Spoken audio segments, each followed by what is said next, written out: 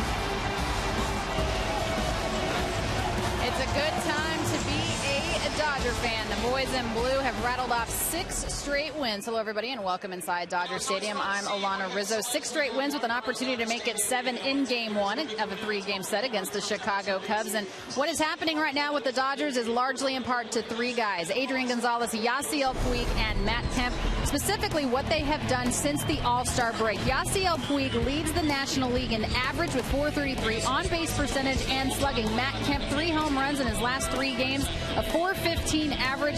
Look at the on-base and the slugging. And Adrian Gonzalez from the left side, a .375 average, on-base percentage of .436, and the slugging of .583. Tonight, Game 1 of a 3-game set. Matt Kemp already out in the dugout, getting ready to take on the Chicago Cubs. After the break, the legendary Vin Scully on the call. Stay with us. We'll be right back.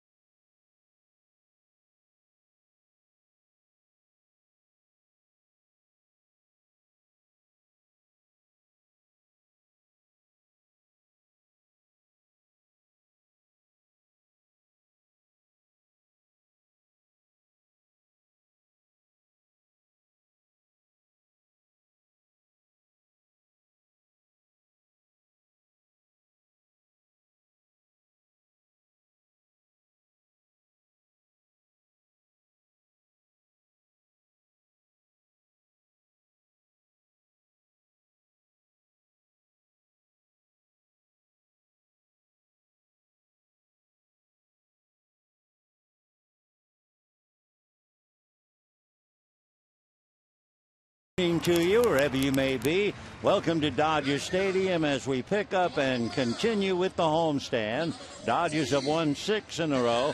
Last time they won 7 in a row, they not only were dancing, they were really enjoying it, because that was back in 2010.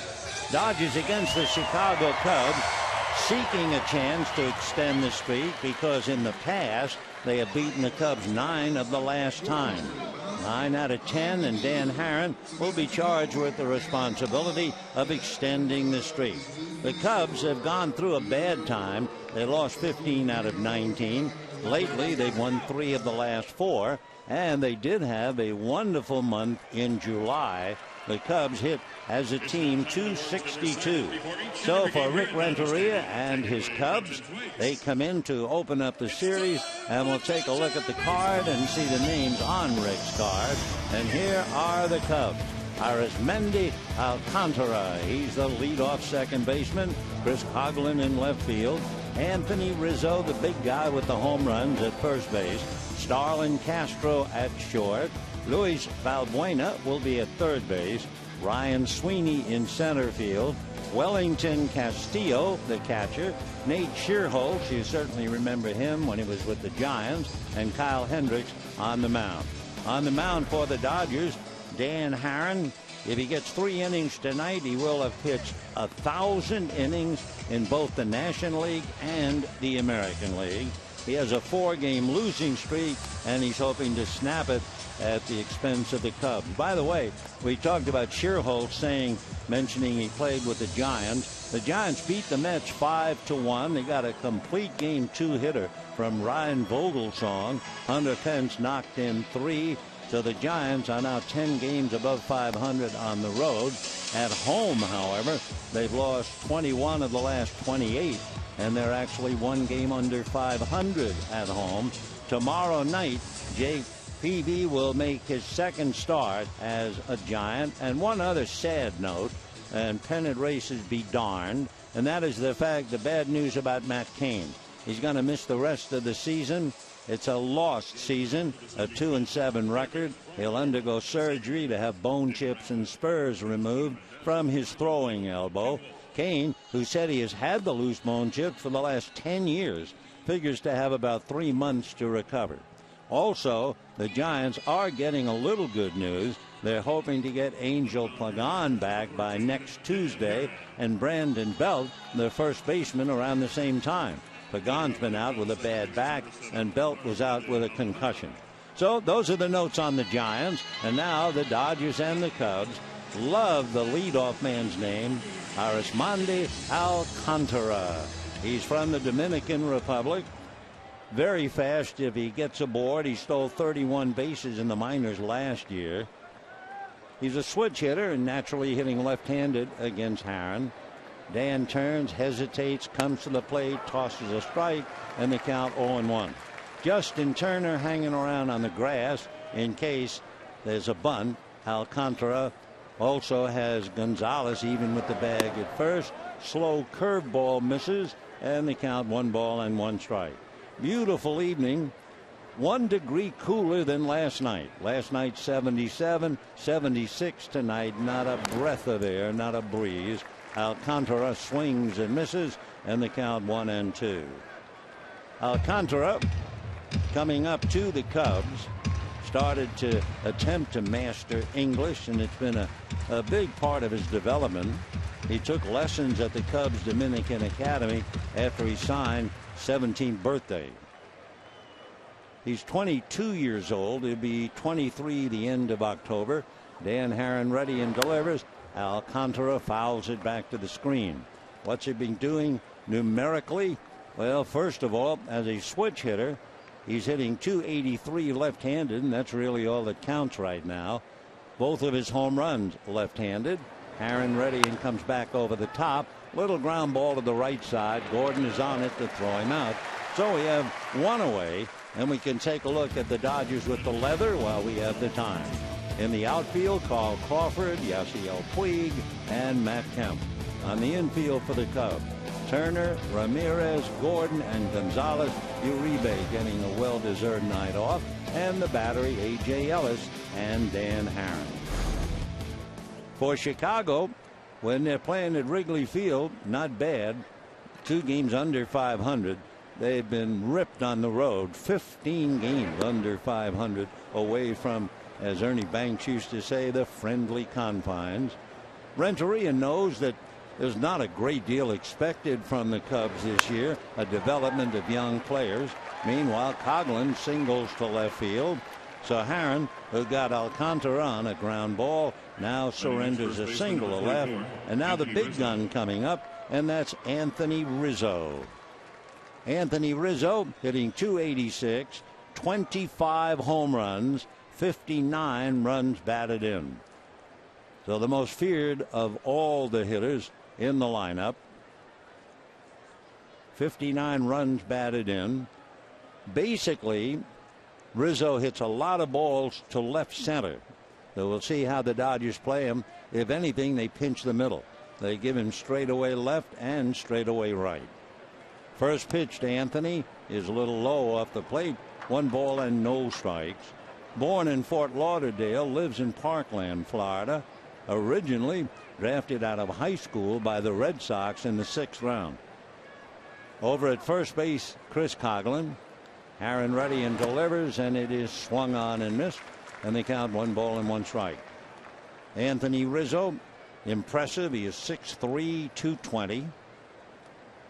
Grew up a big fan. In fact, he says he's still a big fan of Hanley Ramirez, and he's almost looking eyeball to eyeball to Hanley as the throw goes to first. A lot of things about Rizzo. Everybody was high on him. When he left the Red Sox, he was the #1 prospect in the Padres organization. Anthony has a brother, plays football at Florida Atlantic. Left-hand hitter, has a pitch in the dirt, blocked nicely by Ellis, and a 2-ball 1-strike count. Anthony Rizzo, big enough and did play football until his junior season in high school. His father really helped him improve by hitting golf balls at him while Anthony played first base. Imagine trying to field golf balls. 2-1 pitch. Anthony swings, fouls it off first. That'll carry back into the crowd, and the count 2 balls and 2 strikes.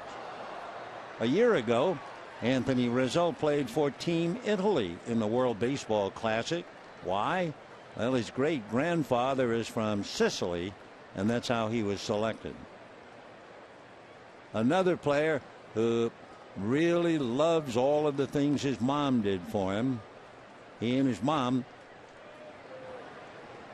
they would go to just about every game that Anthony Rizzo played.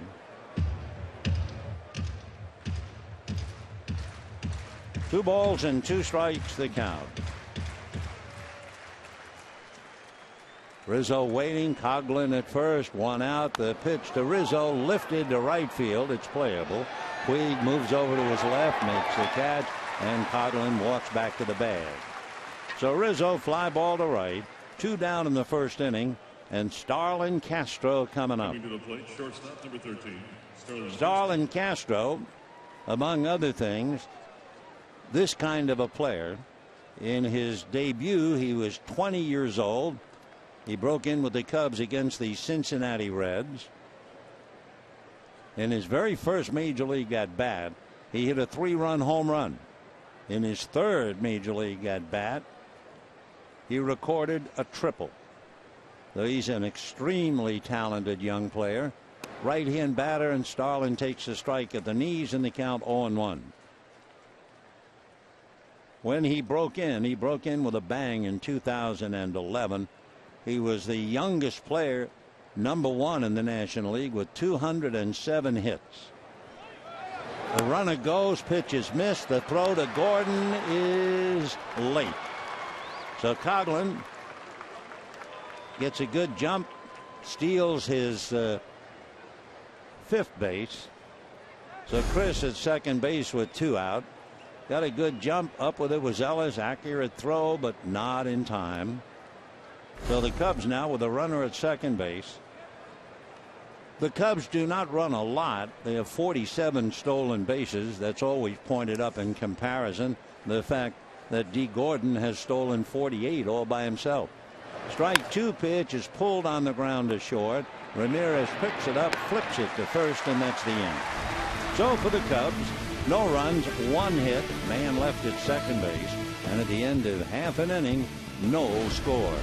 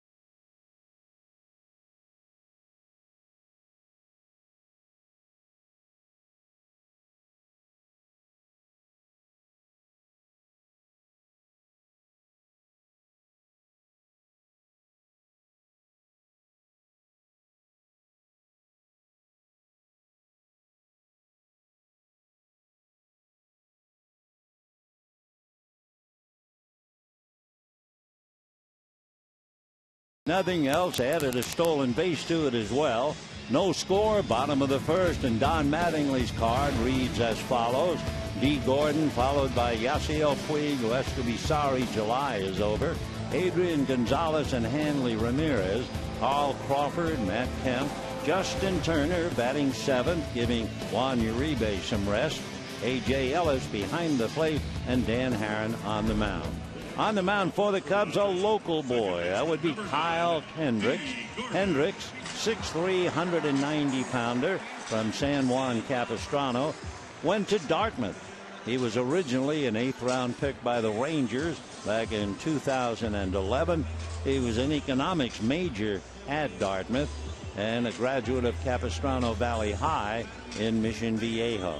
Understand his family and a lot of friends are here, and we'll see how he goes. This will be his 4th career big league start, and leading off, D. Gordon takes high, ball 1. 1-0.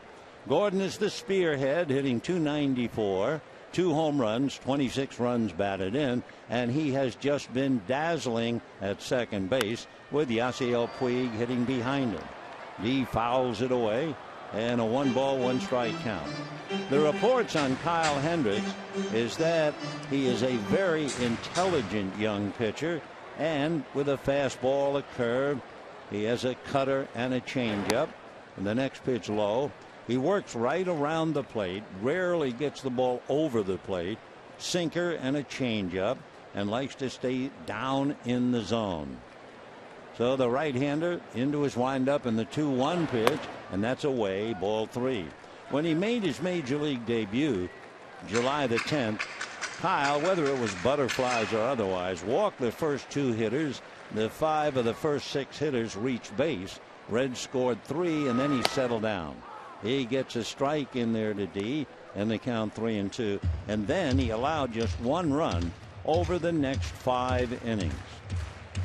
So in his last 18 innings, he's allowed just a couple of runs. 3-2 pitch, fastball hit between his legs, deflected to Castro, who can't make the bare hand pickup. So D. Gordon, literally and figuratively, because a base hit off Kyle Hendricks. Went between his legs, but it got one leg and was deflected to Castro. Castro tried to charge, but couldn't make the play. So D. Gordon opens up with a single, and the batter now will be Yasiel Puig. Hendrick in his last stop, and they're going to check to make sure he's okay. That ball was hit pretty hard. Hendricks, of course, with his family and friends here, it's going to take a lot to get him out of the game. So he has problems with the first couple of men as we take a look at the comebacker off his leg. In the 27th of July game, his first inning went single, double play, home run, and fly ball. And then he didn't allow a run over the next 5 1/3 innings. So in his major league debut, he's had a little trouble in the first inning, and then he'll settle down.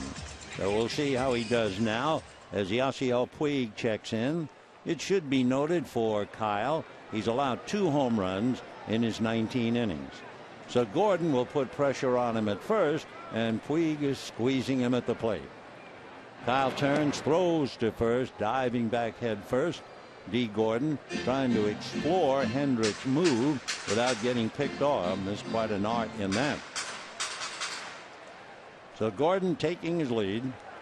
Hendricks leans in to get a sign from Wellington Castro. And the next pitch is low and inside. 1 ball and no strikes. Puig has been on a tear. And as we mentioned earlier, he's sorry that the month of July has ended. But of course, in his world, he no doubt eagerly looking forward to the month of August. Matt Kemp and Yasiel Puig have really been on a terrific hot streak since the All-Star break. Runner goes, throw is high, and it's a stolen base for D. Gordon, his 49th out of 61 tries. So D. Gordon had been caught stealing on back-to-back days for the first time in his career during the Atlanta series, and now he comes right back to steal the base. and Puig up there, 1 ball and 1 strike. No score first inning. Young Kyle Hendricks out of a stretch. Puig waits at the plate. The 1-1 pitch. Fastball, slow chopper. It'll be taken by Castro, who throws just in time. Boy, Yasiel Puig nipped at first base. Close play with the ball hit ahead of him. Gordon had nowhere to go. Mattingly kind of cocking his head, almost as if to say, it was awfully close, but I don't think I'll come out and argue. Puig, however, is still hanging around first base. He's not ready to come back. Now he realizes the manager is not going to protest, and Yasiel finally kicks it into gear, and he is on his way to the dugout. Close play. Of course, last night we had a really close play to prolong the game. So 1 out. Gordon still at second base. Clayton Kershaw, of course, went last night all the way to pick up a win. He's now got a 10-game winning streak and 13-2. What a year. So as Clayton watches, Adrian Gonzalez checks in. The infield with a left-hand hitter swung around towards first base. That means Starlin Castro is directly behind D. Gordon. Gonzalez takes ball 1. Last night he had a double and a single. Adrian, 15 home runs, 71 runs batted in. Big man in both home runs and RBIs. D. Gordon already battle scarred, going to third. Castro's throw to third. He's stolen it. So D. Gordon opens up the game by stealing 2 bases. He now has stolen 50. 5-0. Castro came up throwing, and just under the tag was D. Gordon. Nice throw, good location, but Gordon was in there. And now let's see about Rick Renteria, whether he's going to challenge the call. Brian Gorman is the third base umpire. They're on the phone in the Cubs dugout. They're looking to see whether it's worth an official review, and it looks like no. No thumbs up, thumbs down, but no reaction. So Renteria heading back to the dugout. Take another look. It was reasonably close, but just getting his foot on the bag before the sweep tag. Rick Renteria, by the way, the manager, is a local boy. Rick was born in Harbor City and lives in Southgate. In fact, he graduated from Southgate High. Infield is up now. The 2-0 pitch to Adrian. That's a little high. Ball 3 on deck. Hanley Ramirez. No score, bottom of the first inning, but the Dodgers have D. Gordon with 2 stolen bases. He's reached 50, and he's at third with 1 out. Now they've decided Gonzalez, he's not going to swing, and they put him on. Though it is ruled an intentional walk, and Hanley Ramirez coming up. D. Gordon, in comparing where he is, fewest games to steal 50. Maury Wills stole 50 in 80 games. Davey Lopes in 100. Wills came back to do it again in 104, and that's the mark for Gordon. In his 104th game, he picks up his 49th and his 50th steal. So Hanley Ramirez checking in. Runners at first and third. The infield goes back in double play depth. Hanley struggling, a very quiet bat in the Atlanta series, hitting .272. Hendricks delivers, misses the inside corner. 1 ball and no strikes. Dodgers have had a good time against the Cubs. They've beaten them 9 out of 10, 10 of the last 13. No score, bottom of the first. Young Kyle Hendricks facing Hanley Ramirez. Gordon down the line from third. Gonzalez over at first. And the 1-0 pitch on the way. Hanley looks, and that's a strike. Dodgers, since the All-Star break, leading the club. Puig hitting .433. Kemp .415. And Gonzalez .375. 1 ball and 1 strike the count.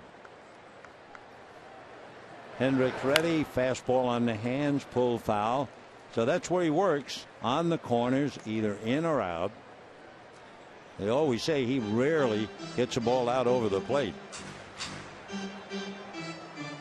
Gordon, just to add another note, when he stole third base, he's now 9 of 11 stealing third. Billy Hamilton, 13 of 15. Hamilton, of course, with the Reds. 1 ball and 2 strikes. Ramirez with Crawford on deck. No score, first inning. Now Hendricks straightens up. Kyle at the belt, and a fastball grounded to short. Castro throws it into right field. So Gordon scores. Gonzalez is to third. They're going to wave Adrian in. The relay from Rizzo, and that's in time to get him. Down to second base goes Hanley Ramirez.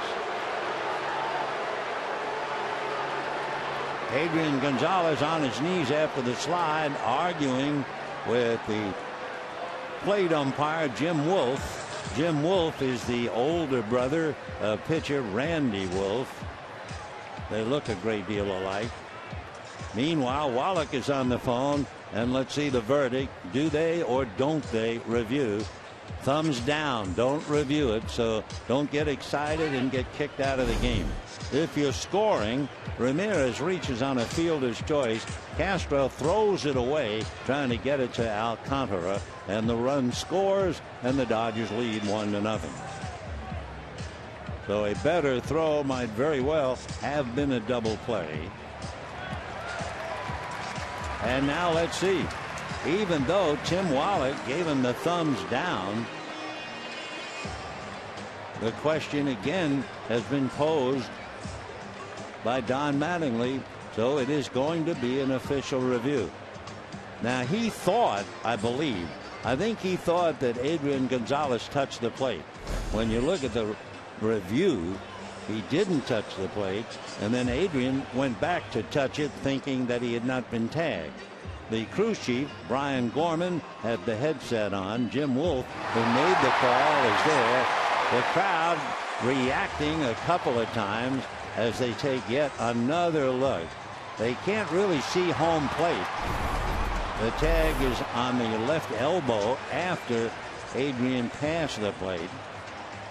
Oh, we'll just wait and see. Watch instinctively now. He's going to turn around and touch the plate. So he missed the first time.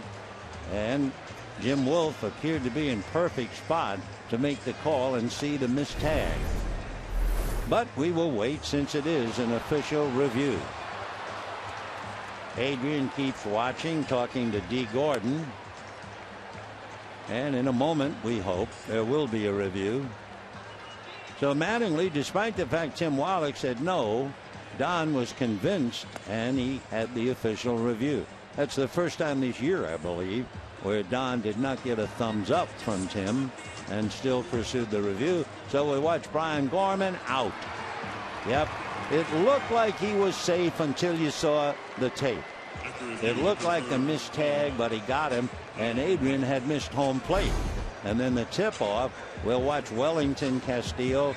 Here comes Adrian, but he misses home plate with foot and hand. The tag on his back. Then he turns around to touch home, but he's a dead duck. So Gonzalez is out, and rightfully so. Good relay from first baseman Anthony Rizzo to get him. So the Dodgers get a run on the play. Gordon brought it in. Hanley Ramirez at second base. And here's Carl Crawford. Crawford has been struggling. Swings, doesn't get it. And the count 0-1. Crawford's average now has gotten down to 244. 4 home runs, 22 runs batted in. Carl, coming off the DL, had a wonderful May, but it's been a struggle ever since. Swings, fouls a pitch back, and the count 0-2. 0 for 3 with a strikeout yesterday. So Carl Crawford waiting. By the way, that was a rare error for Starlin Castro. First error he had committed in 38 games. Strike 2 pitch to Crawford, lunged at. Little dribbler back. Hendricks picks it up and throws him out. So Crawford is really struggling with the bat. However, the Dodgers get a break on Castro's error. Even though Gonzalez was out at the plate, D. Gordon steals second, third, and comes home on the ground ball, and the Dodgers lead 1-0.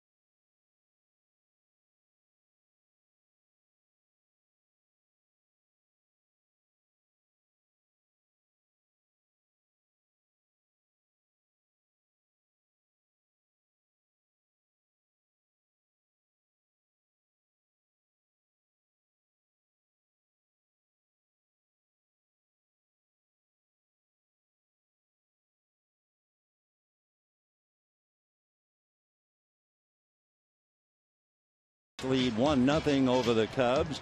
Kyle Hendricks made 20 pitches, might not have given up a run if Starlin Castro had thrown accurately to second base. Adrian Gonzalez with the official review called out at the plate. Good call by Jim Wolf to very start the game.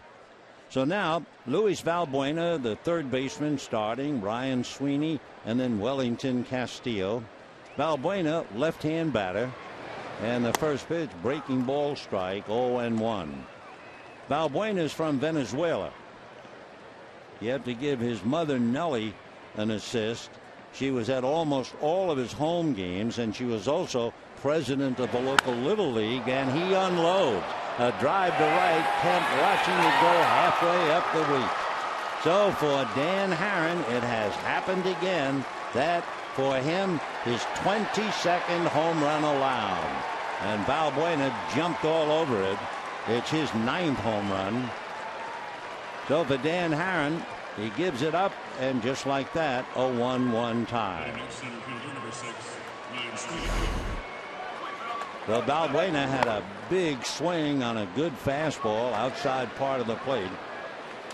Valbuena in the minors hit as many as 17. He hit 12 for the Cubs last year, and he puts it on to tie it up. And now the batter is Ryan Sweeney. It's shocking what's happened to Dan Herron. Change away. In his first 7 starts, Dan gave up only 2 home runs. In his last 14 starts, he's given up 20. The 2-0 pitch on the way, swung on, lifted foul off third, and out of play. So Valbuena resting in the dugout quietly, tying up the game 1-1.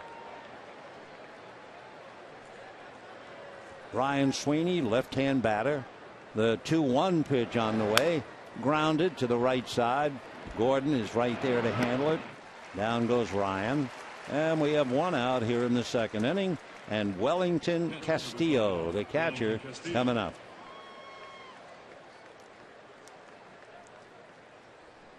A 1-1 tie. Wellington Castillo is from the Dominican Republic.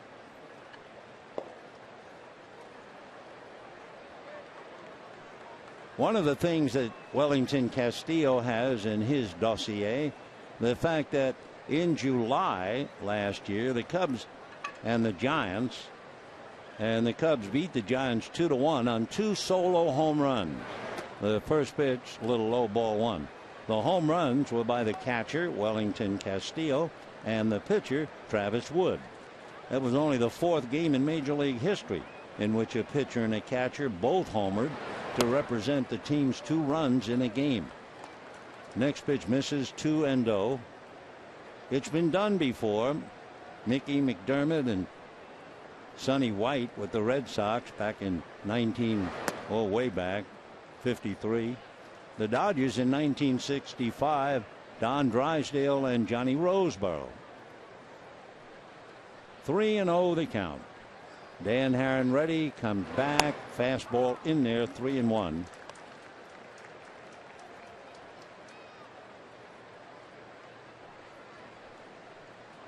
One out, 2nd inning, 1-1 tie. Herron ready and comes back. Breaking ball fouled away.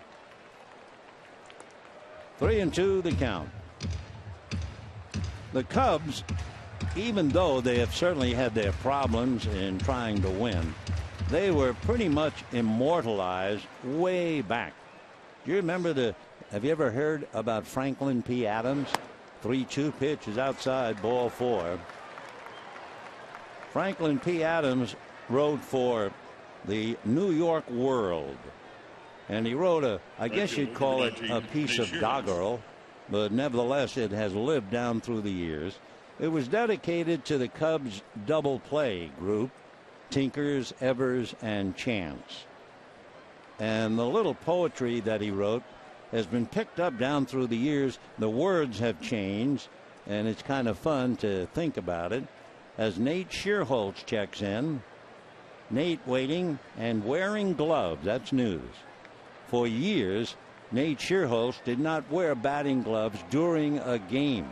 He would wear batting gloves, and they were very thin, during batting practice, but not during the game. And now he's joined the club. Nate takes a strike. He said he wants to get the feel of the bat, but apparently he's given up with that idea. He's hitting 197. So he's wearing gloves. Anyway, Tinkers to Evers to Chance. The immortal names in baseball books, and youngsters might enjoy the little poem. Strike 1 pitch, check swing inside, 1-1. These are the saddest of possible words. Tinkers to Evers to Chance. Trio of bear cubs, fleeter than birds. Tinker and Evers and Chance. Ruthlessly pricking our gonfalon bubble, making a giant hit into a double. Words that are heavy with nothing but trouble. Tinkers to Evers to Chance. Shearholtz fouls it away, and it's still 1-2. Interesting, though, that the combination Tinkers, Evers, Chance, I think the most double plays they ever had, well, a little more than 50. But still, the piece by Franklin P. Adams lives on. 1 ball and 2 strikes to Nate Shearholtz. Valbuena has homered, Castillo has walked, and Shearholtz fouls it away.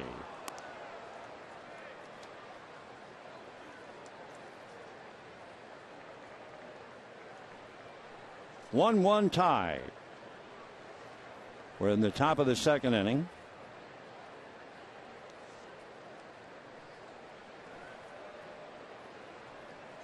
Again, Herron very deliberate. Now comes back to his hitter inside at the hands, and we have a 2-ball, 2-strike count.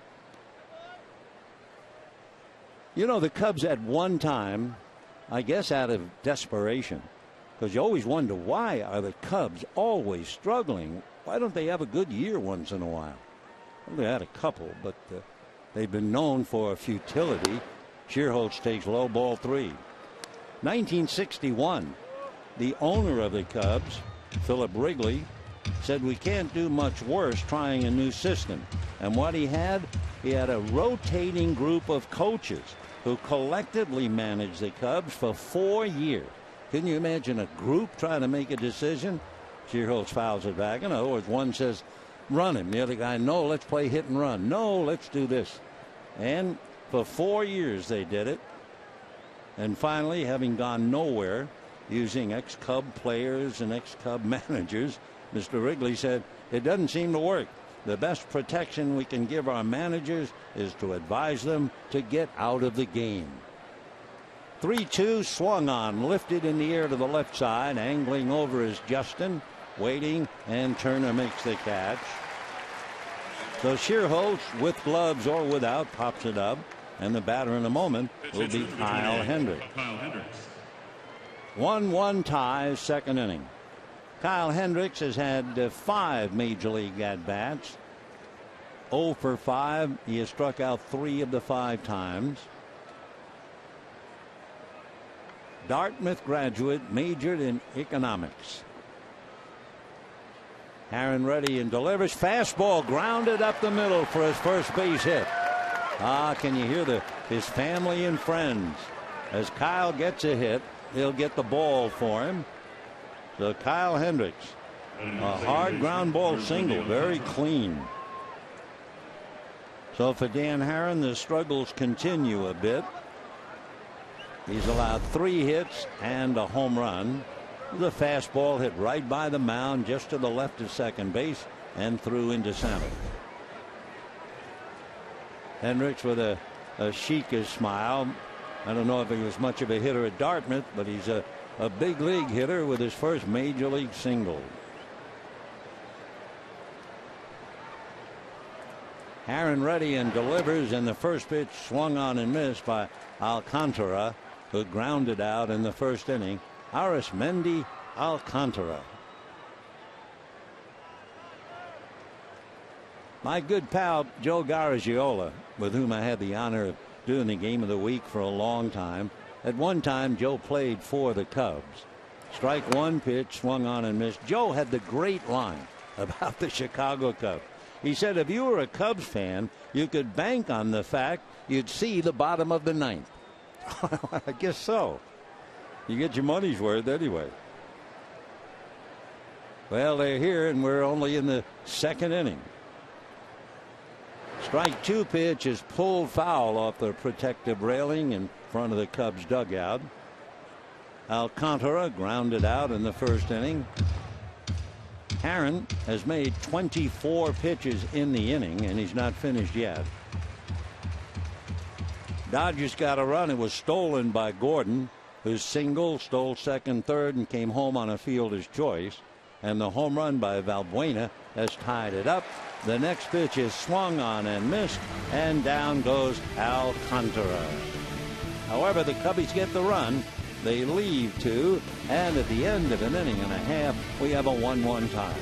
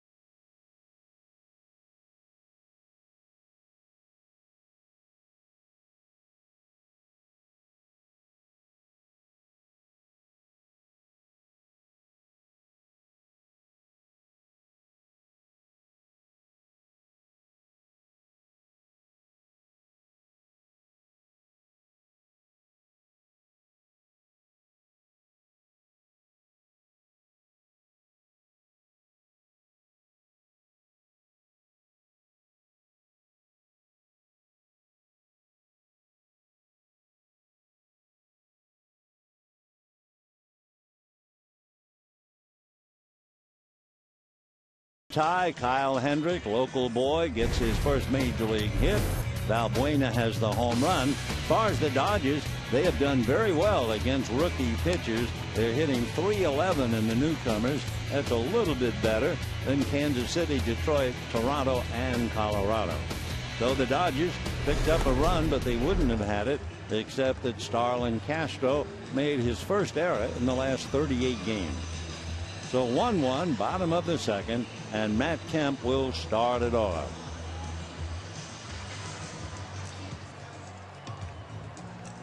Matt Kemp, since the All-Star break, hitting .375, but he's put up even bigger numbers than that.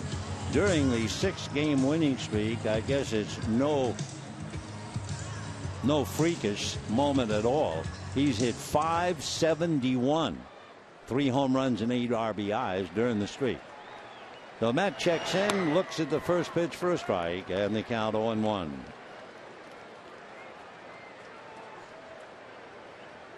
First meeting of the year between the two teams. Dodgers play the Cubs again late in September as Matt fouls it away. The Dodgers, a weekend series with Chicago here tonight, tomorrow night, and then Sunday afternoon. And then starting September 18th, a 4-game series at Wrigley Field. Strike 2 pitch on the way is swung on, mile-high fly ball. Going back is Ryan Sweeney. He's on the track and makes the catch 3 feet in front of the center field wall. So Kemp a long out, and we have 1 down, and the batter will be Justin Turner.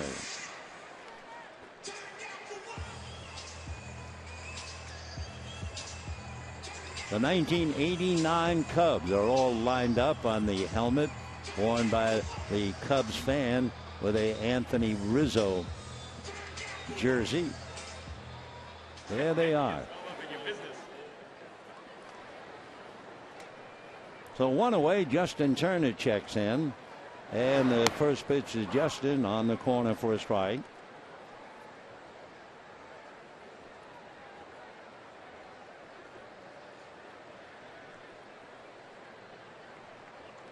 Into the windup, Hendricks comes right back, misses down and away. 1 ball and 1 strike. Justin Turner having a solid year for the Dodgers, particularly fulfilling the tough role of a pinch hitter. Takes a look at a pitch, and that's low. 2 balls and 1 strike to Justin.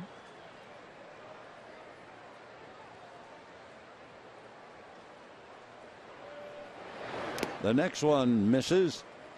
So Kyle Hendrick, who walked Gonzalez, but that was intentionally given, falling behind to Turner. 3-1.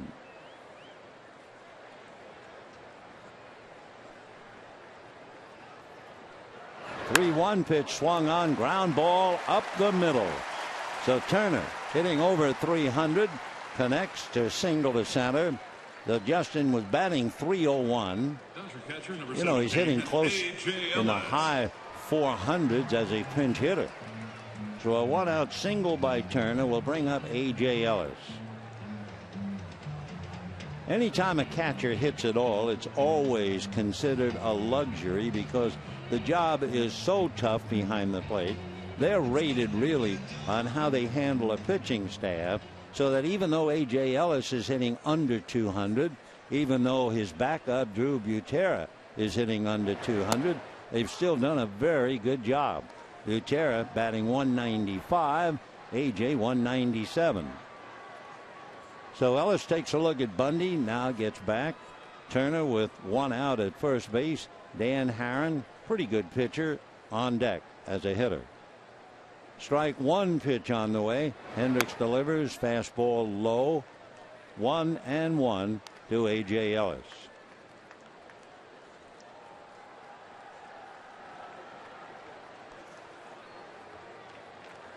A.J. Ellis, pretty much of a contact hitter, striking out a little more than 20% of the time.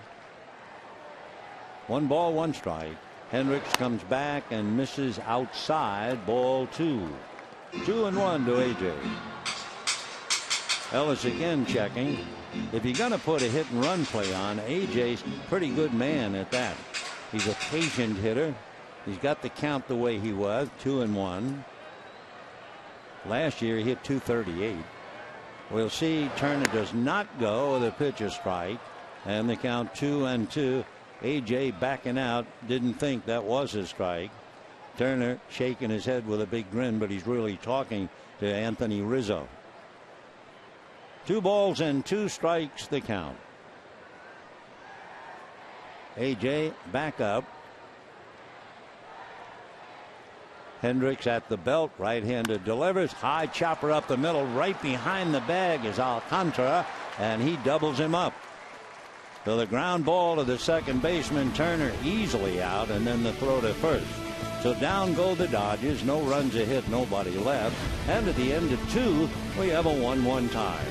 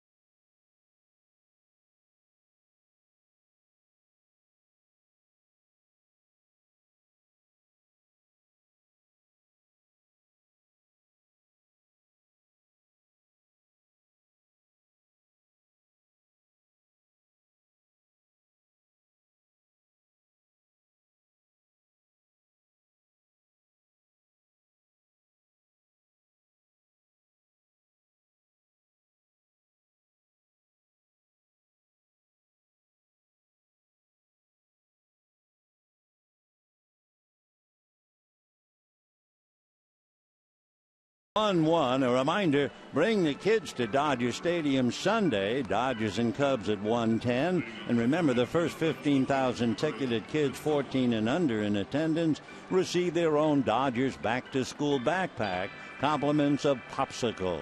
For tickets, visit Dodgers.com/promotions.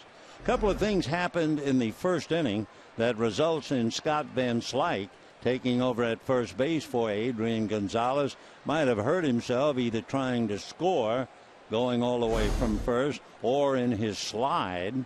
Couldn't really tell whether he hurt. He did reach back. I don't know if he hurt himself doing that. But anyway, Gonzalez has to come out, and Van Slyke is at first. There's another asterisk and footnote on that play, as the breaking ball to Coghlan misses and then dips in for a strike. Remember, Don Mattingly went out even though Tim Wallach had said not much of a chance. It was the umpires themselves who called it. So it was not an official review. That means that Don Mattingly has not spent the review. So that was good umpiring. Of course, they are good. And Brian Gorman and Jim Wolf opted, hey, let's see what it looks like in New York. It was so close. Strike 2 pitch on the way to Coghlan. And no pitch, time called.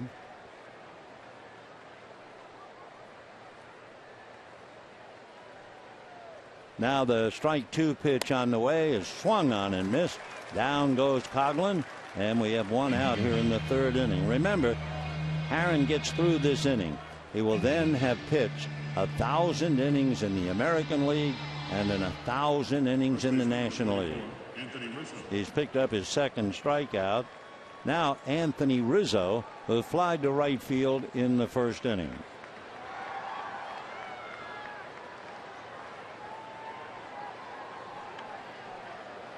Rizzo, big left-hand batter, swings, fouls it away. 0-1. Anthony with 25 home runs, 59 runs batted in. has always been considered a cinch to be an outstanding big league player, and he's right there now. Swings, pulls it foul. Rizzo has a birthday coming up, the 8th of August. He will be all of 25. Been a pro since 2007. Had 23 home runs last year, 25 already this year. Hits one in the gap to right center. Kemp on the dead run. Can't make the play. Goes down on the track and into second base with a double goes Anthony Rizzo. So Matt Kemp giving it his best shot. Went down on the track at the base of the right center field wall. Gets up slowly and walks back to his position. Rizzo with great power got a high fastball away and still was able to pull it over Kemp's glove, and it bounced up against the wall. Matt going hard into the base of the wall. Reaches up and just missed it. So a long double for Rizzo. And the batter now will be Starlin Castro, the shortstop. So the Cubs have a run on 4 hits and the pitch is strike. The Dodgers have to remember one thing. They know all about the fact that they had a string after the All-Star break of 30 games, 27 of the 30 against teams that had winning records. The only breath that they could take was this weekend against the Cubs. The Cubs, let me see, they are 17 games under 500. They're 14 games back in Milwaukee in last place, and they are just the kind of a team, up pops the devil, they are just the kind of a team that could break the string. The 1-1 pitch on the way in the dirt. Nice save by Ellis. 2-1 the count. How many times you make the mistake of saying, well, Clubs won 6 in a row. Now they're playing the last place Cubs. Figure we're going to win this one, and this one. And usually it doesn't quite work that way. So we shall see. 2-1 the count to Starlin Castro. Rizzo at second with 1 out. Aaron's 2-1 pitch is down and away, ball 3. Aaron, of course, threw a pitch on a no ball 2 strike count that appeared to be out of the zone. It was up and it was away. But Rizzo's a big man. He's 6'3", and he was able to pull it anyway to right center. So in the books it shows he gave up a double on a no ball 2 strike count. Breaking ball fouled away, and that runs it 3-2.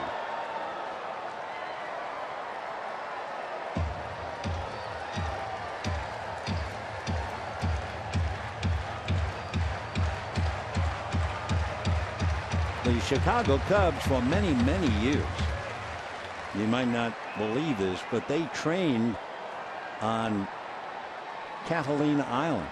3-2 pitch swung on and fouled away. That was back in the 20s, but they trained out here. Well, you always talk about Wrigley Field, the friendly confines in pursuit of the gonfalon. That was the line used for years by Ernie Banks. Highest score in a game at Wrigley, the Cubs beat the Phils 26-23. How about that? 26-23. It was a while ago, I admit, 1922. But you go to Wrigley, you have to have 2 different teams, 2 different styles of pitching to play for the Cubs. For one reason, the wind. 3-2 pitch, slow roller to third, tough play. Turner gloves, can't make the play, and it's an infield single for Starlin Castro. Holding at second is Rizzo, and the Cubs now first and second, 1 out, and Luis Valbuena, who homered in the second inning, coming up. The old story about looking like a line drive in the box score, a little roller. Turner knew he didn't have a play, so he's looking back at second, but holding on was Rizzo. So 2 on, 1 out, a 1-1 tie in the third inning.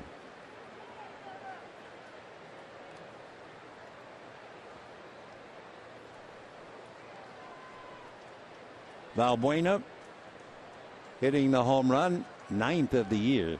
Though left-hand batter has good power. Herron ready and delivers and starts him with a strike, and the count 0-1. Remember the numbers, the fact that the Cubs account for at least 39% of their runs on home runs, but the big surprise, they've hit more home runs on the road than they have at Wrigley. Strike one pitch on the way to Valbuena, and he holds up on a strike, 0-2. The home run that Luis hit in the second inning was the 55th home run. The Cubs have 100 home runs. Yeah, 100. Dodgers have 82. Anthony Rizzo leading the pack with 25, just doubled. And the strike two pitch is swung on and missed. Valbuena is angry at Jim Wolf. He thought he was robbed on the second strike. So Valbuena, second strikeout, and number 3 for Dan Herron. Pitch up and away. Now Ryan Sweeney, who grounded out in the second inning, coming up. Valbuena a little hot, but held it to himself pretty much. Sweeney with 3 home runs, 16 runs batted in, looks at an off-speed pitch, and that's in for a strike.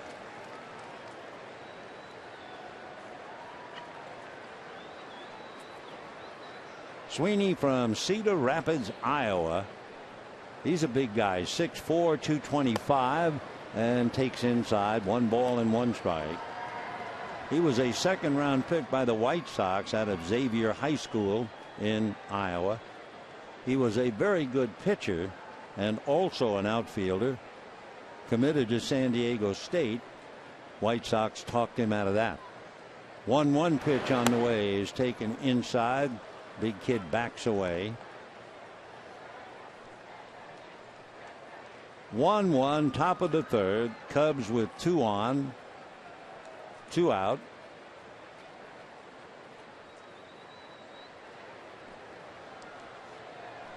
Sweeney waiting, and the pitch is on the outside corner, strike 2. You know, Ryan Sweeney at 6'4", ideal for a big league player. And he's played in national tournaments of some sort every year since he was 9 years old. And they say he's like a Westminster dog. He's been showcased so much. And takes one that just misses. 3-2 the count. Sweeney actually went out to put on weight, gained about 15 pounds a few years ago. Hitting behind him, Wellington Castillo, the catcher. So 3-2, 2 out, runners go. Rizzo and Castro, runners go on a soft line drive base hit.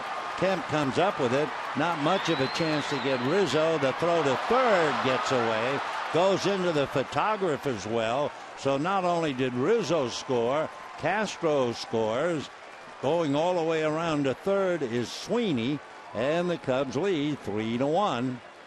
Remember, the Chicago Cubs, they were the one breather during that string of playing good ball clubs. And immediately the Cubs lead 3-1.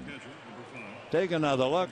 Soft line drive. Kemp knew he didn't have a play at the plate, so he goes to third trying to get Castro. The ball short hopped and got away from Turner, went into the photographer's well. So it's a 2-run inning, and Sweeney with his base hit, couple of RBIs, is now over at third. Though the combination of Matt Kemp and Justin Turner didn't work, the extra run came in. The pitch now to Wellington, who walked in the second inning, is high. 1 ball and no strikes. 3 runs, 6 hits for the Cubs. 1 run, 2 hits for the Dodgers. 1-0 pitch in the dirt. Gets away from Ellis. Picks it up. Throws to Herron. No play. Run scores. Look out. Here it is. A club under 500. The only under 500 club they're going to see during this long stretch. And in a blink of an eye, they're down 4-1. The pitch by Herron is bounced in the dirt. Ellis tried to block it. Couldn't do it. And coming in from third is Sweeney. Castro had already scored earlier, and so did Rizzo. So it's a 3-run inning. and the Cubs lead the Dodgers 4-1. It'll be a wild pitch, allowing Sweeney to score. That's going to go down the line, foul.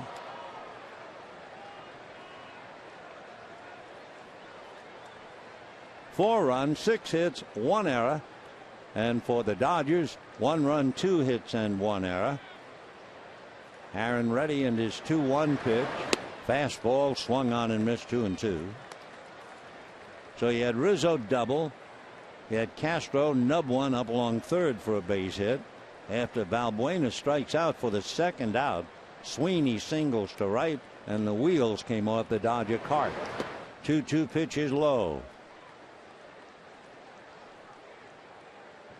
Yeah, the throwing error. We're checking who got the error, that short hop throw, and they blame Matt Kemp. Whenever the ball is not fielded, they almost automatically go to the thrower, and that's ball 4 to Wellington Castillo.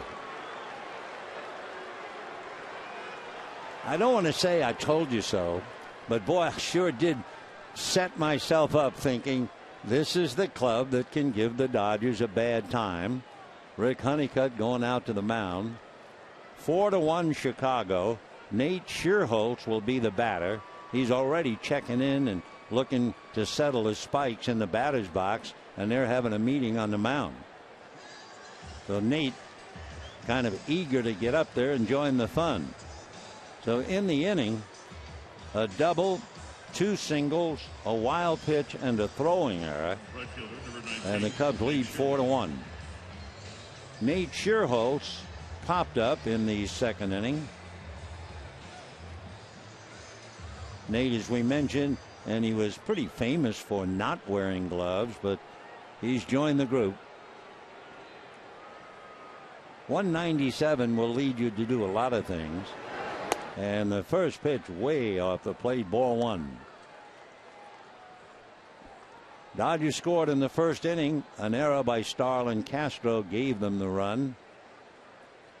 Home run by Valbuena tied it up. The next inning here in the third, the Cubs have scored 3 times. Honeycutt's on the phone. Dan Haren, who has lost 4 in a row and struggling. 2 balls and no strikes to Nate Schierholtz. Dan ready. 3-0 pitch dips in, 2-1.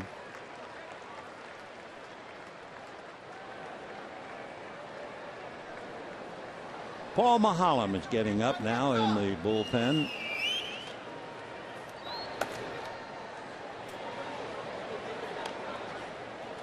Two-1 pitch by Dan Haren, swung on, fouled away off to the left out of play, and the count 2-2.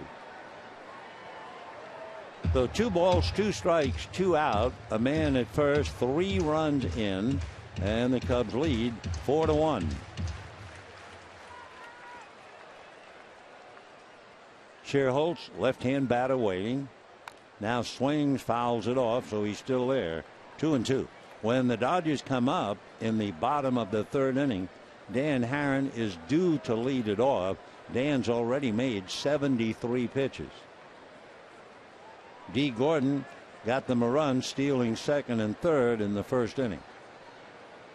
Yasiel Puig grounded out, but they'll be coming up in the third. Schierholtz hits one to right center, going back to make the catch as Puig. A long out for the third out, as Dan Haren rarely made it. So Anthony Rizzo and the rest of the Cubs all smiled. They post 3, and at the end of 2.5 innings, lead the Dodgers 4-1.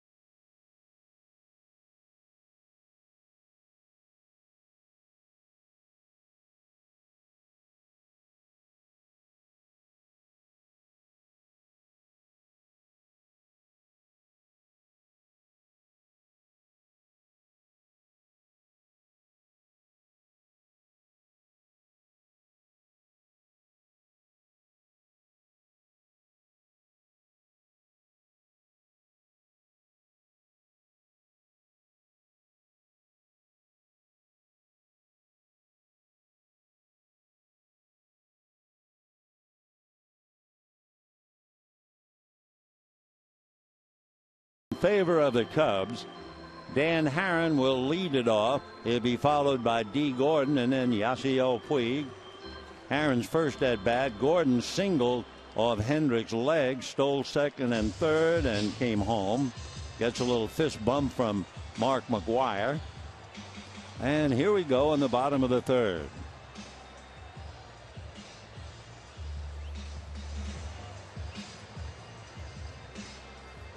Dan Haren, not a bad hitting pitcher. He has 5 hits, 4 runs batted in, and leading off. Kyle Hendricks ready. Right-hander's fastball in for a strike, and the count 0-1.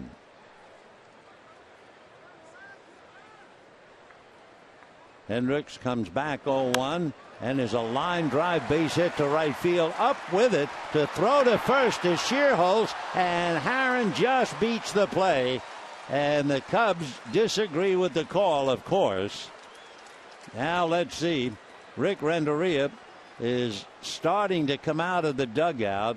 Now he hesitates, turns, looking out towards the umpire. As soon as Schierholtz broke for that base hit, you knew he was going to throw to first base. Haren, of course, with the play in front of him, ran as hard as he could, and it looked like he beat the throw, but it was close. So Schierholtz fires to first. Meanwhile, Rizzo was off the bag, then came back and kicked at it. So let's see. Are they going to review it? And here comes Renteria. He's convinced now. So with everything else that has soured on Dan Haren, that's all he needs now. And yep, it will be an official review. So Nate Schierholtz with a strong arm, charging the base hit. A lot of right fielders will do that. Many times, however, since the play is in front of them, the pitcher batter is able to beat the throw, but that's questionable now about Dan Haren. Rizzo's foot was around the bag. Looked like he hit the corner of the bag. They're going to look at the review. I have a feeling it will go against the Dodgers, but let's see. This time it's Tony Randazzo and the crew chief, Brian Gorman. Gorman with the gray hair. Father Tom, an umpire in the National League for 20 years or more. So they'll check with New York. But Dan Haren, he may or may not have his 6th hit of the year. If that foot touches the bag, Haren's out by a lot.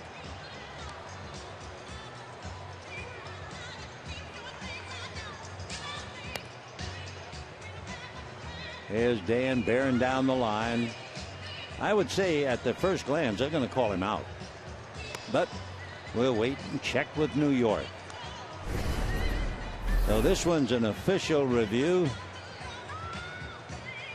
Randazzo and Brian Gorman talking. It was meant to speed up the game. The other night there was a review in another game, not ours, that took over 6 minutes.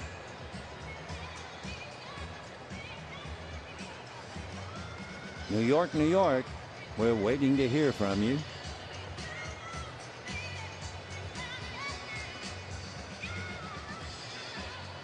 Waiting on deck, D. Gordon, followed by Yasiel Puig. Rick Renteria went out to challenge it. Rick Renteria, who went to Southgate High School. His parents and brother were born in Mexico, but he was born here.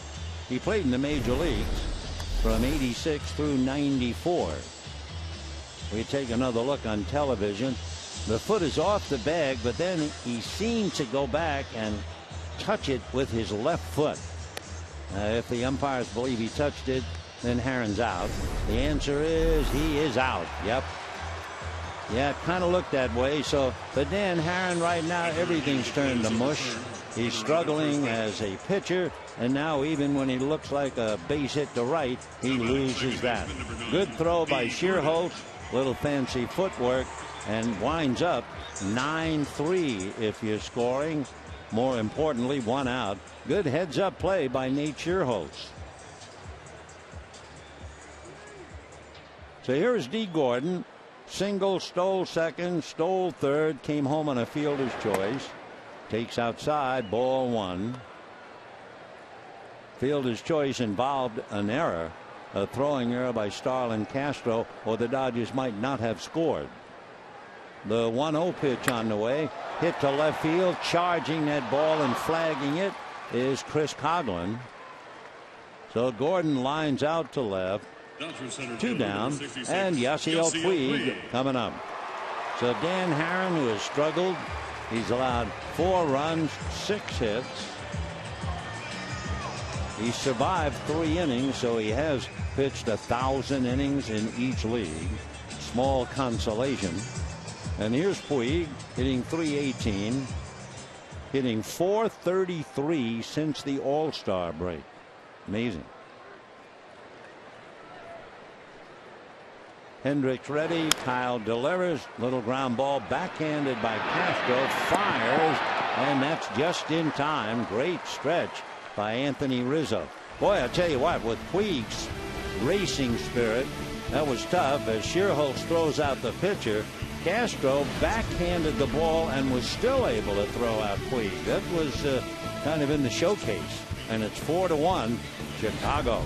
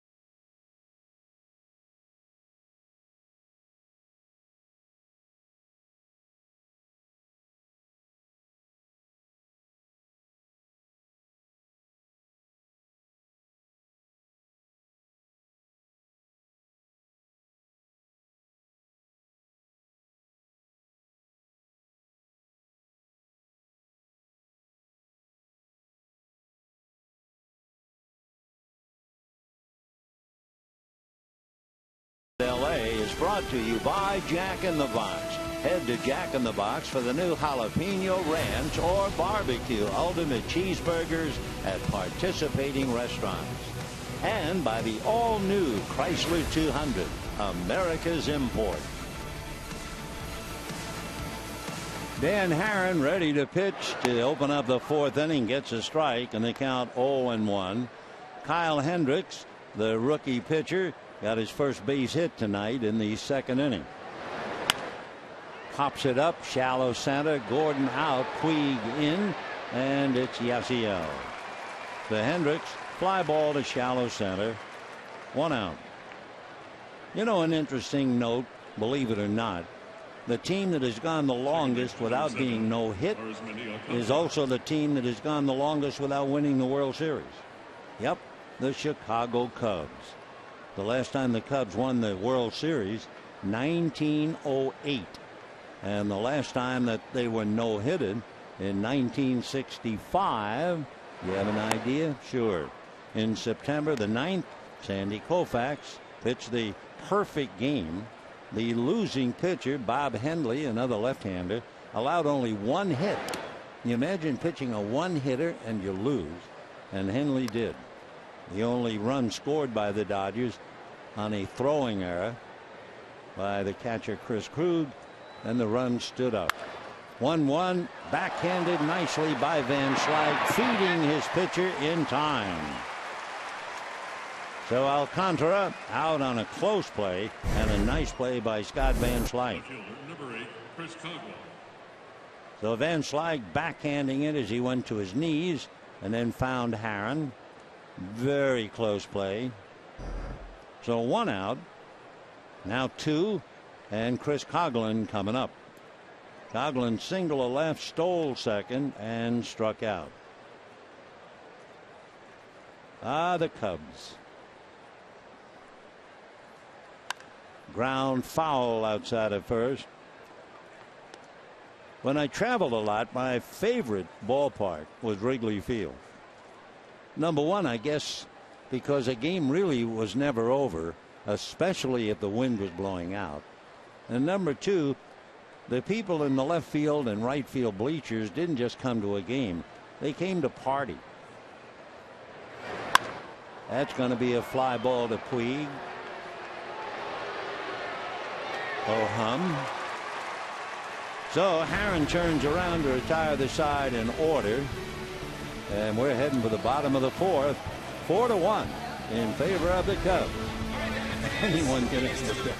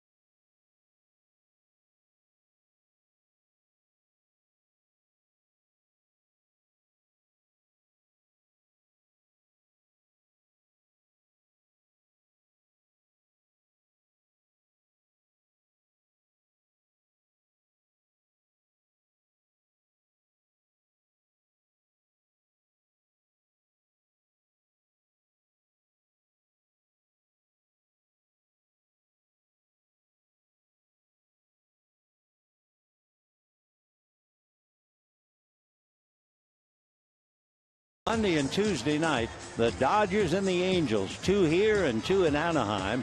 And each night here, there'll be a Dodger cap giveaway for the first 20,000 fans, compliments of security benefit. For tickets to both games, visit Dodgers.com/tickets today. Kyle Hendricks, the local boy from San Juan Capistrano, leading 4-1.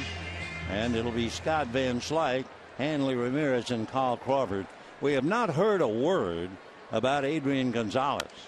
Line drive down the line, foul. Usually you have a star, the number 3 hitter in the lineup, involved in a play at the plate, and when he leaves, usually you get word. What happened to him? We have not heard anything yet. 1-1 the count to Scott Van Slyke.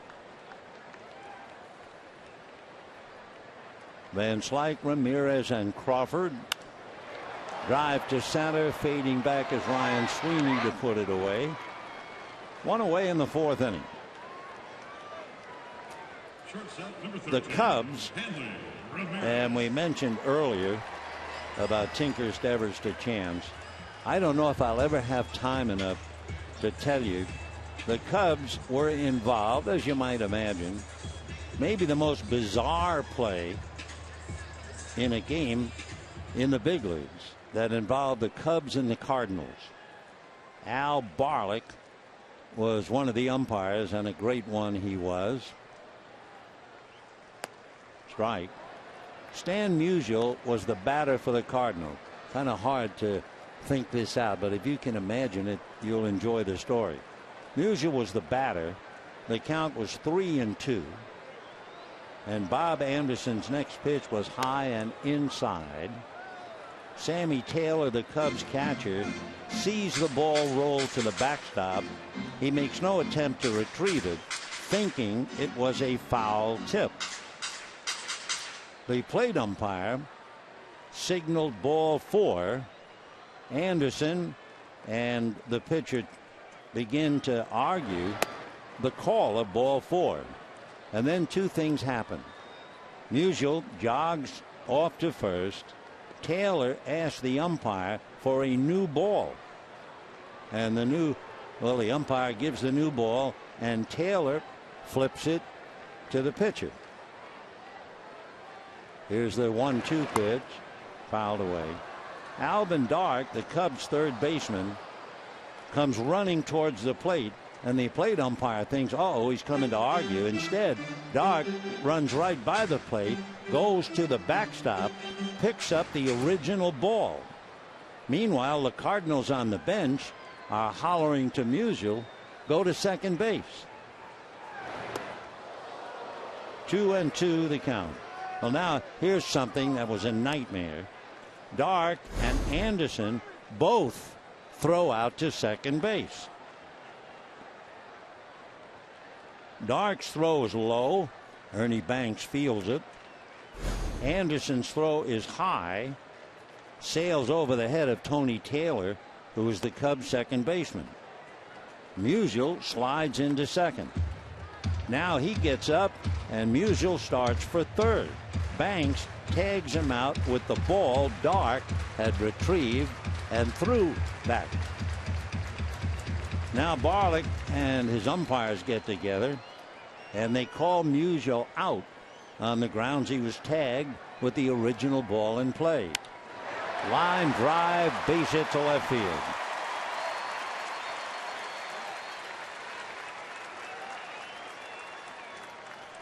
They learned later that the Cubs public address announcer, who was on the field in foul territory when the action began, he had picked up the original ball and obliged Dark when the third baseman said, hey, give me the ball.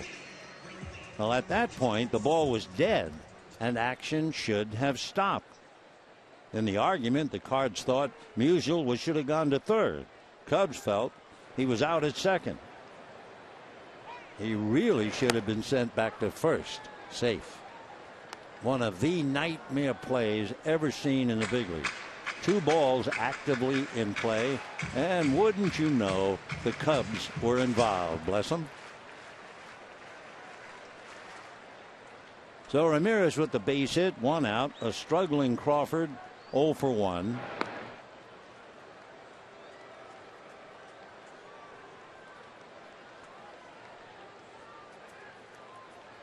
Crawford, since he came off the disabled list, remember he had the bad ankle, coming into this game, has hit just 163, and he's 0 for 1 tonight. 0-2.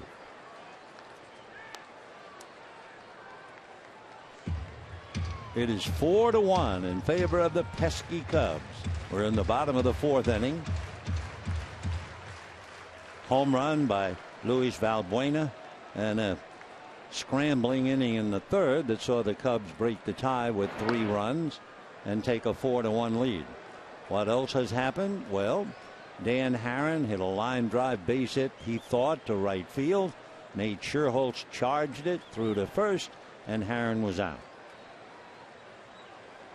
0-2 to Crawford.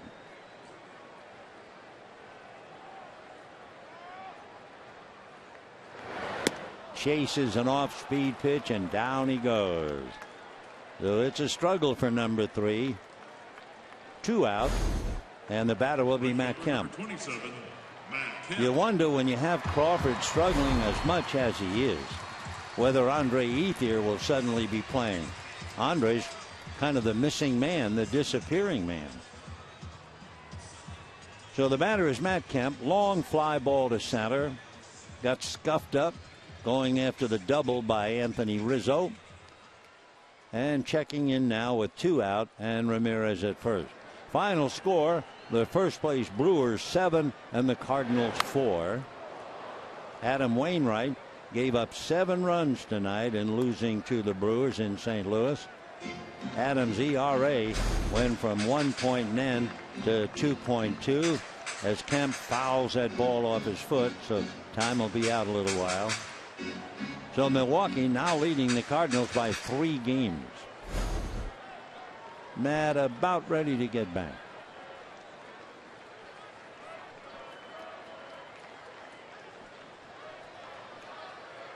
Ramirez standing at first with 2 out. Knows all about fouling the ball off foot and ankle. Alcantara almost directly behind second base.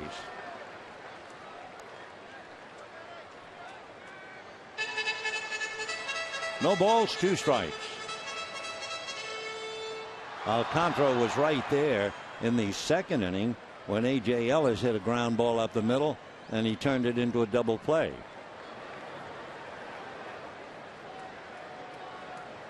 Oh, 2. And down he goes. So Crawford and Kemp strike out. The Dodgers lead Ramirez, and at the end of 4, Cubs 4, Dodgers 1.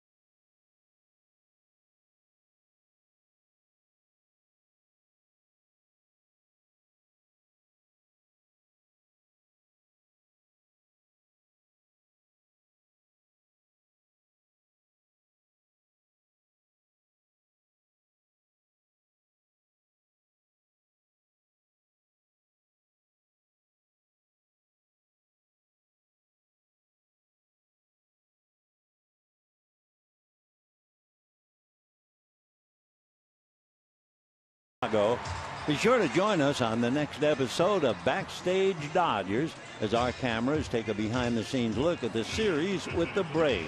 Don't miss this new episode of Backstage Dodgers Thursday at 5 right here on Sportsnet LA. There's a picture for you. Juan Uribe wearing a hood and his arm wrapped around Zach Greinke. Dodgers looking for something to loosen up tonight. They're down 4-1, and the Cubs have Rizzo, Castro, and Valbuena. And a strike. Anthony Rizzo flied to right and then doubled to right, and a big man capable of hitting it out at any time.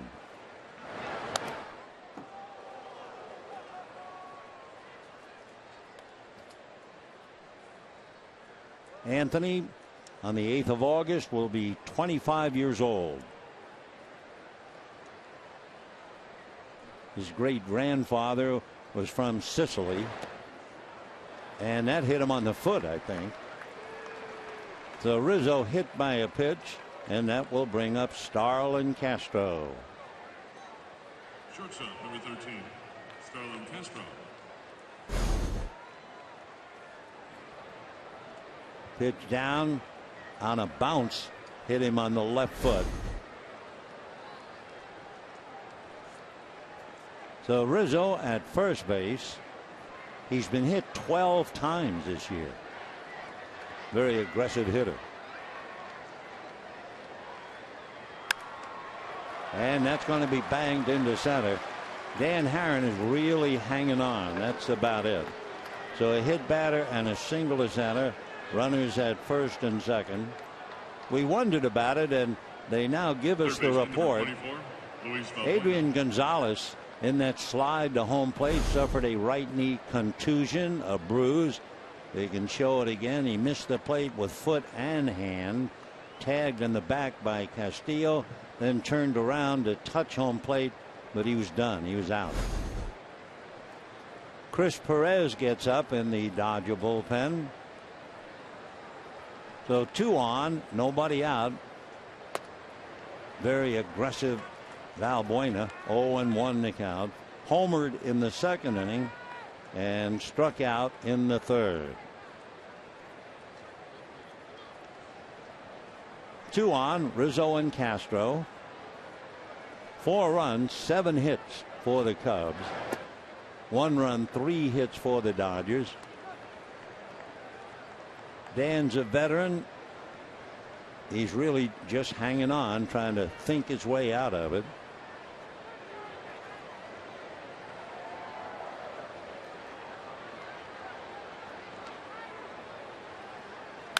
And a high playable fly ball. Coming over is Puig, coming over is Crawford, and it's Crawford who makes the catch. And of course Puig turns his back on Crawford. He's the captain. Anything he can get to, he's supposed to catch. The Crawford violates a rule, and Puig, I don't know whether he hurt a tooth or not. He's calling, or at least waving his arm, but Crawford's looking at the ball. That's bad to see, of course. They got away cheaply enough. Could have been a collision.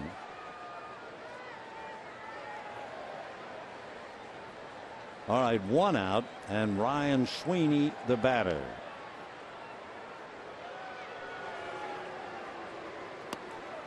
And a strike on 1. Ryan Sweeney following Valbuena with Rizzo in the lineup. Cubs are pretty much of a left-handed hitting team. That's on the corner, 0-2. The Cubs in the month of July hit 29 home runs, and then Valbuena hit 1 tonight, August 1st. 1-2 the count. The Cubs strike out a lot. Maybe that goes hand in hand. When you hit a lot of home runs, you pay the price. They've struck out well over 900 times. In the dirt, check swing.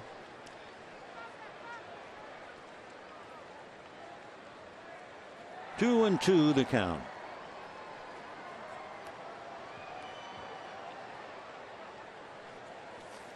Cubs so far have not been driving in a lot of runs, but they drove in a couple. In the third inning, they scored 3 times.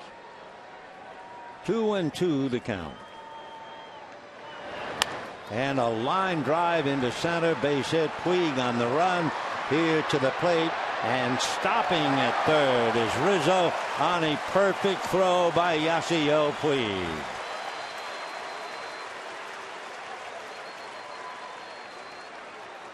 Puig did something to his mouth. I'm not sure, but on the fly ball to Crawford, when Crawford caught the ball, Puig turned his back on him and put his hand up to, let's say, a tooth high up on the right side of his face. Doesn't bother his throwing, and he wears it perfectly to A.J. Ellis. But after the throw, after the play, when he goes back to his position, once again, he has his hand up to his mouth. Right there, there's something wrong. Meanwhile, Don Mattingly coming out. I think there's something wrong for Dan Haren. He's about ready to go out of the game. So for Dan, a veteran, 8-8. He's lost 4 straight, and he goes out down 4-1 and leaving the bases loaded for Chris Perez. And we'll be back right after this.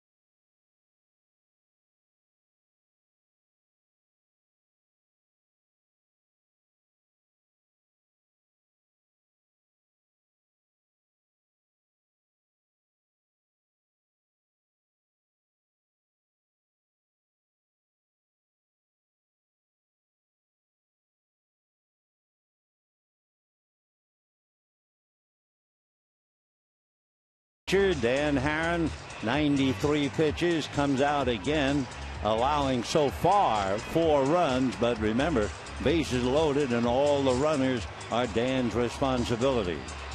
So Chris Perez, another veteran, trying to save Haren, get him out of a tough scrape. Perez has not pitched well, an earned run average of 5 for a relief pitcher is trouble. So Chris is trying to get back on the right side. 4-1 Cubs, and they're looking for more.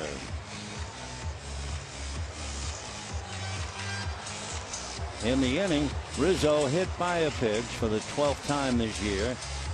Starlin Castro single to center. Balbuena flied out. Strong throw by Puig. On the base hit by Sweeney. Yasiel, if I had to guess, he hurt a tooth in the upper right side of his mouth on a fly ball caught by Carl Crawford. And that's ball 1 to Wellington Castillo. He's still having trouble, whatever it is.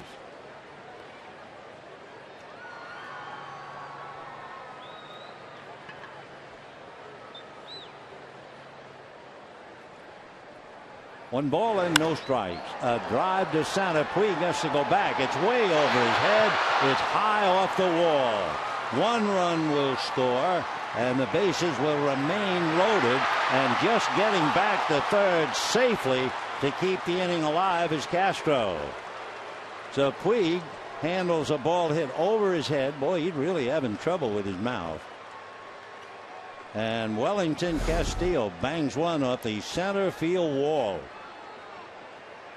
So it is 5-1 Cubs. Scoring Anthony Rizzo easily. Castro went to third and almost was tagged out, getting back. Sweeney moved into second. Wellington Castillo at first. There's the effort of Starlin Castro to make it back. So a nice play by Puig, a 400-foot single, allowing only 1 run. That's popped in the air to left center. Now let's see. Puig's going to come over and take it. He wants to throw, and Castro is coming. The throw, he is safe there when the ball gets away from A.J. Ellis. Yes, it is just one of those games.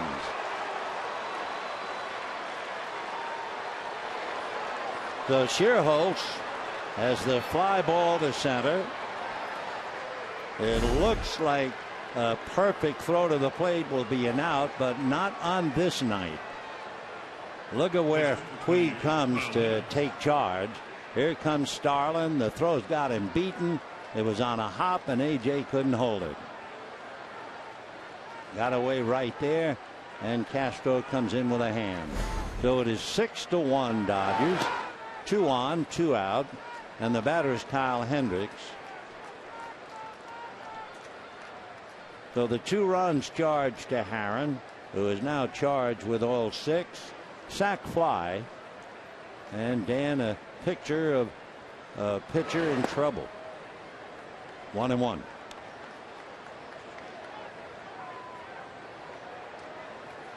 On the edge of losing his 5th in a row. 1 ball, 1 strike.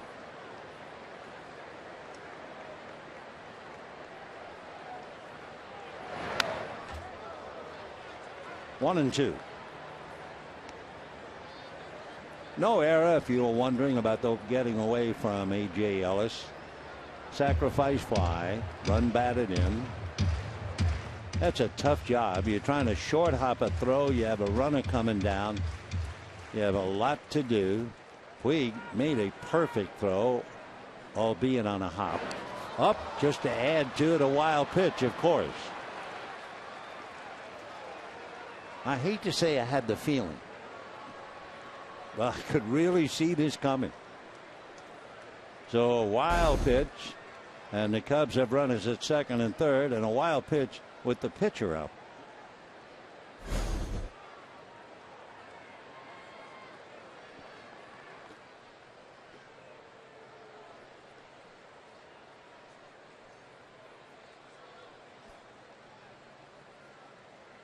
2 balls, 2 strikes. Deuces are wild in a wild inning.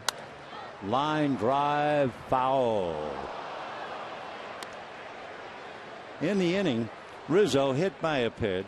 Castro singled him to second. Valbuena flied out, but Sweeney singled to load up the bases, and that was all for Herron.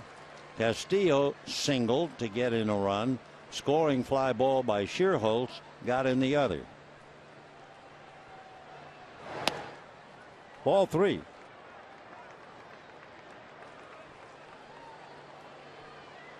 Rick Honeycutt looking at his personal scorecard, keeping track of pitches. Perez now goes all the way with the pitcher and first base open. Hendricks, the 7th man to come to the plate, and hits one off the heel. What a break. Juggled by Turner, who forgot that he had a play. Oh, it's really not the Dodger night. So Hendricks, the pitcher, hits a shot off Chris Pereg's foot. It caroms over to Turner. Justin not quite sure what to do with the ball, and by the time he realized he had to play at third, he lost it. Juggling, recovering, looking at first. Whoops, coming in right behind him is Castillo. It's a base hit by Hendricks, so he's really having a night. The boy from San Juan Capistrano, with his family and a lot of friends here, not only has 2 hits, the first one, his first major league hit, but now he's picked up a run batted in. What a night, and he's leading 7-1. Sweeney scoring on the base hit, and that run closes out the books on Herron. So Dan charged with 7 runs. Sliced foul, so that certainly will make the Giants feel a lot better. They're in New York. They beat the Mets. Ryan Vogelsong pitched a 2-hitter. I think he had a no-hitter for a while. Time of the game. The Giants took 2 hours and 6 minutes to beat the Mets. Alcantara up there has grounded out, struck out, grounded out again, 0 for 3. He is also the 8th man to come to the plate. Wellington Castro at third. Kyle Hendricks at first. 2 out. Foul back. So the Dodgers took a long time to win their 4th game. Remember, 9 tries before they won 4 in a row. Extended that to 6 in a row.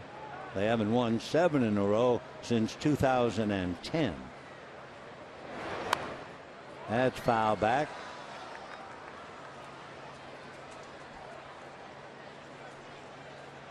Dodgers have Turner, Ellis, and Perez spot when they come up in the bottom of the inning. Justin Turner got a hot potato off the foot of Chris Perez and not quite sure what to do with it. Fastball, 2-2. Chris hitting 95 on the gun, but out of the zone.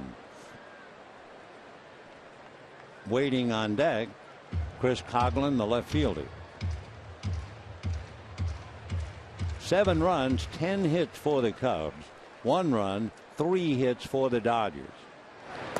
Fastball missing again at 94. So 1 bad pitch and the bases will be loaded again. Arismendi Alcantara. And lifted to left center pretty deep. Going back is Crawford near the track to make the catch. So a big 3-run inning for the 2nd time tonight. And at the end of 4.5 innings, 7-1 Chicago.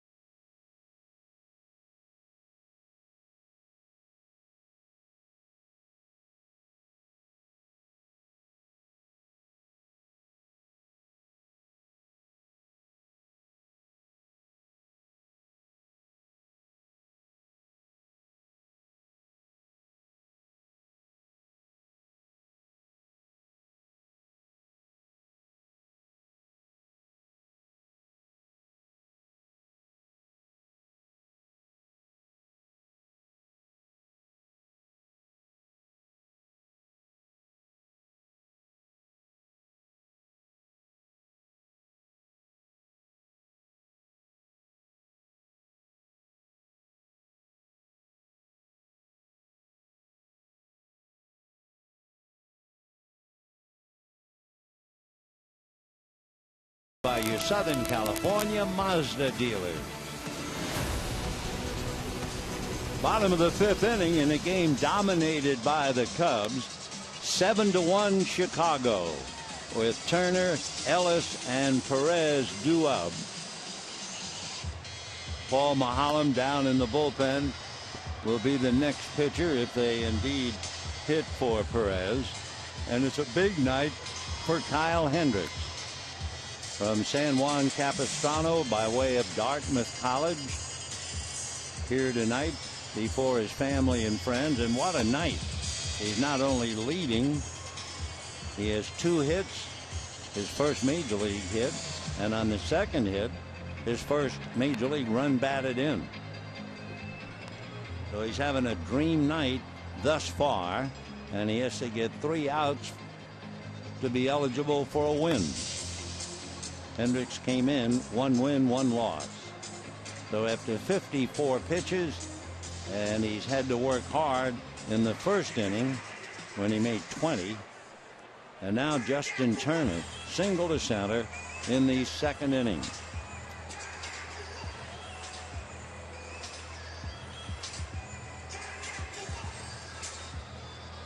Seven runs, 10 hits for Chicago, 1 run, 3 hits for the Dodgers.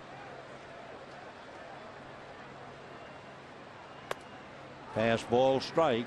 They told us that Kyle was indeed a control pitcher. He's walked 1, and that was an intentional walk to Adrian Gonzalez. In under the hands, 1 ball, 1 strike.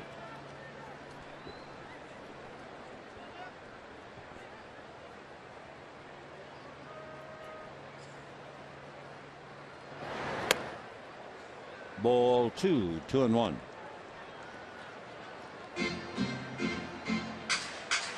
Kyle, 24 years old. A.J. Ellis waiting on deck. Nice play by Kyle. And just like that, 1 away here in the 5th inning. Catcher number 17. The batter now, the catcher, A.J. Ellis. The Cubs second baseman, Alcantara, plays Ellis close to second base. And he was almost behind second base with a runner on in the second inning. A.J. hit one up the middle. Alcantara was right there to turn it into a double play. Miguel Rojas is out on deck to bat for Perez.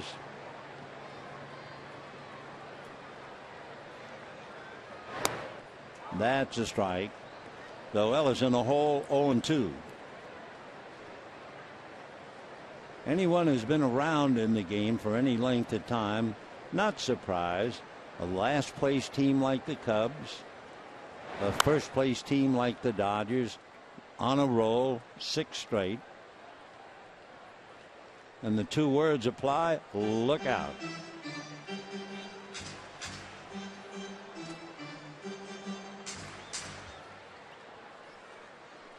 Well, at least Yasiel is not reaching into his mouth. Not now. He looked like definite a patient for a dentist on that fly ball. Right? He's able to talk. That doesn't mean anything. 1 hopper, 2 down. So Ellis playing pepper with the Cubs second baseman, who's perfectly situated. And now here comes Miguel Rojas, who will probably stay in the game. Attention please for the Dodgers. Pinch hitting number 72, Miguel Rojas. So Rojas hitting for Chris Perez. Paul Maholm will be coming in to pitch in the 6th inning.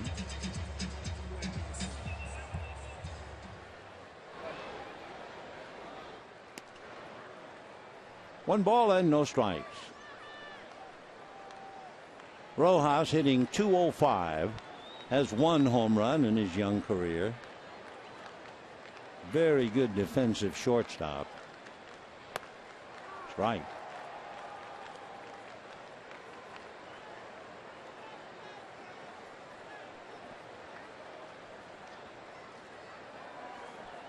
Dodgers had that winning streak, but you know, when you look at it, they are certainly not hitting. That's your third out. They have 1 run tonight. They hung on to win last night in a very tough game, and the night before when they won 3-2. They did have 8 runs in game 1, however, in the series with Atlanta. 7-1 Cubs.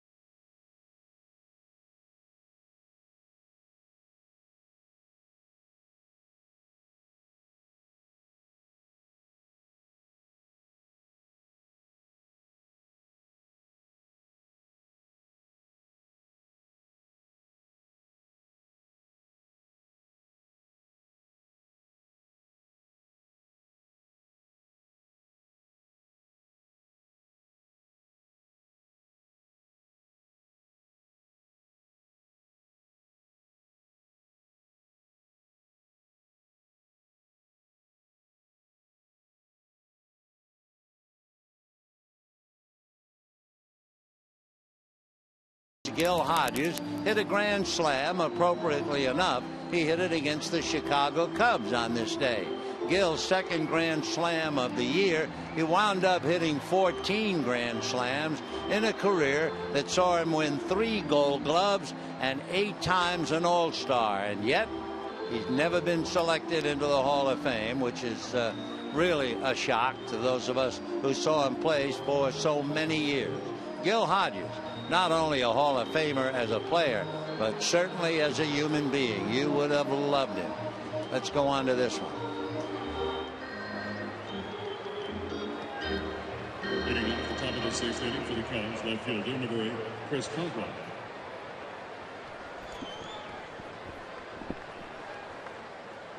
Seven to 1 in favor of the Cubs. Chris Coghlan, Anthony Rizzo, and then Starlin Castro in that order.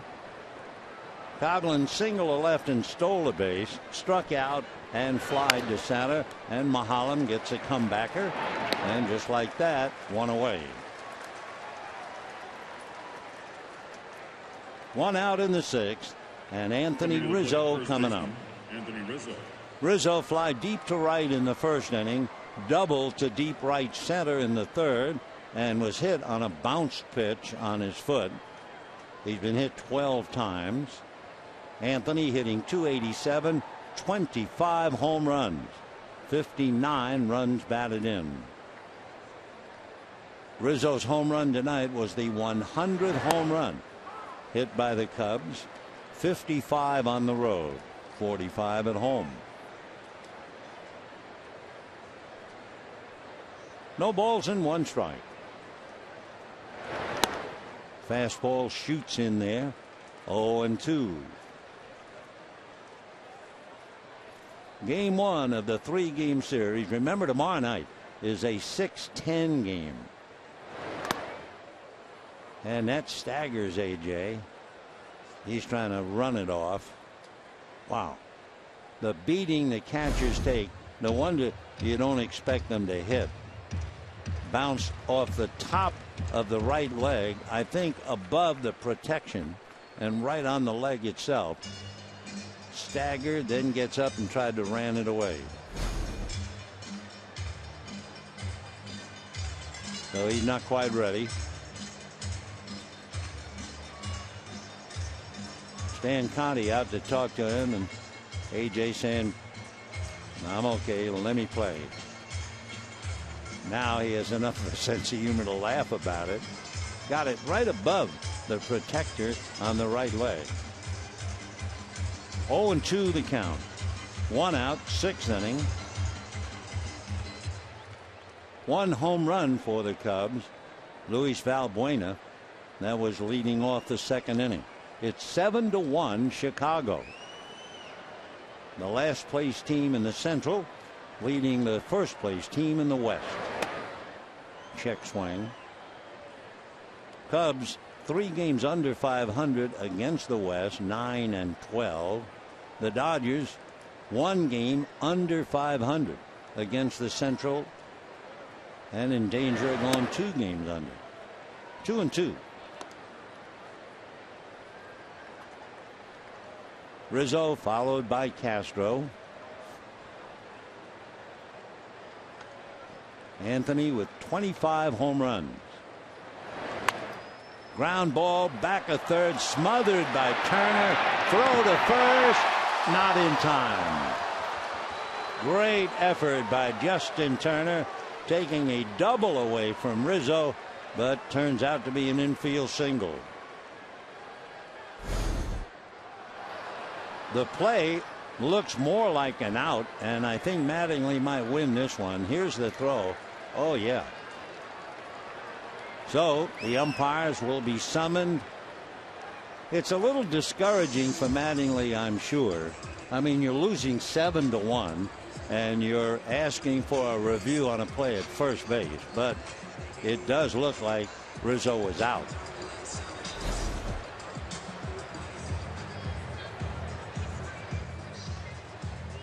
So once again, Tony Randazzo and Brian Gorman. Great play by Justin Turner. He and Gary Jones looking up. Gary, the third base coach for the Cubs. Not exactly as dramatic a moment as the play that was almost the last out against Atlanta. I mean, that was the most dramatic review of the year for the Dodgers and for the Braves, I'm sure. And remember, it went the Braves' way. Well, the crowd is convinced that Rizzo is out.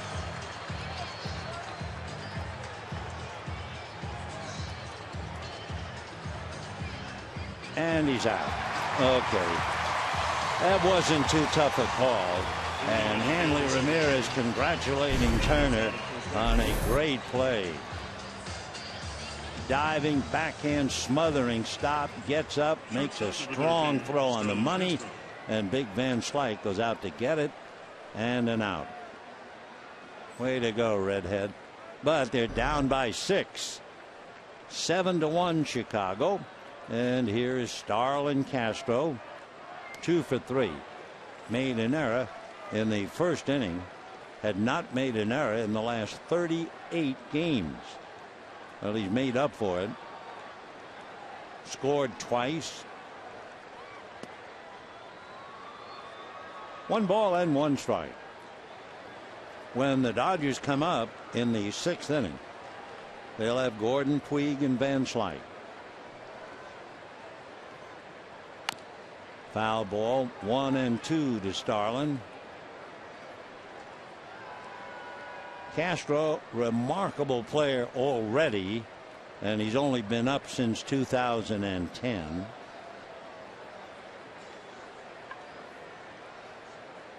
Kid from Monte Cristi in the Dominican Republic. Had a nickname back home, Zancudo, which they tell me means mosquito. He's a big mosquito, 6'1", 190. 24 years old. Great career ahead of him. Off-speed pitch, and that missed. 2-2.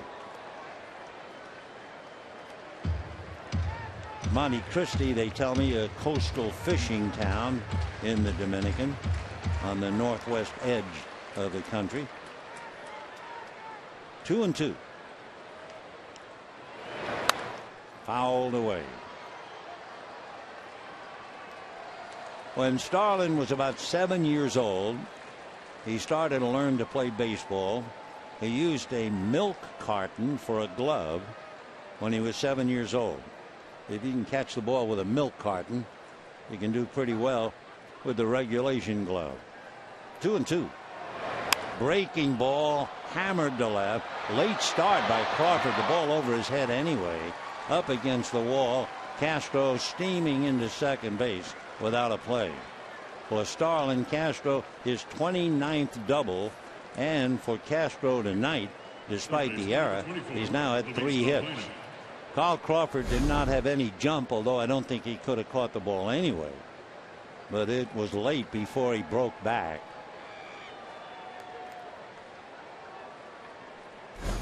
So a 2-out double by Castro. Third hit. And the batter, Luis Valbuena, who has homered, struck out, and flied out.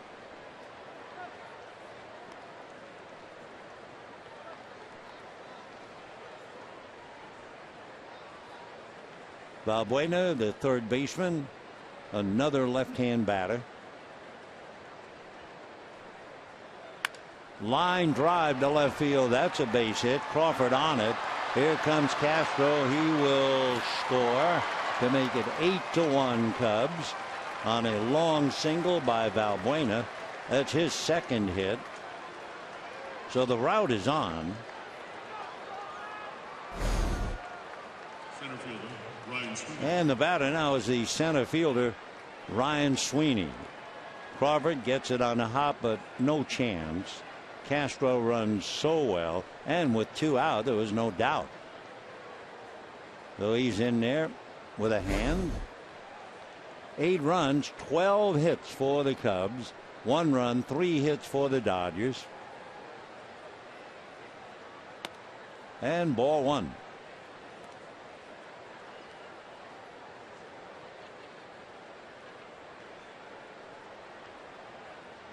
Sweeney grounded out, singled twice,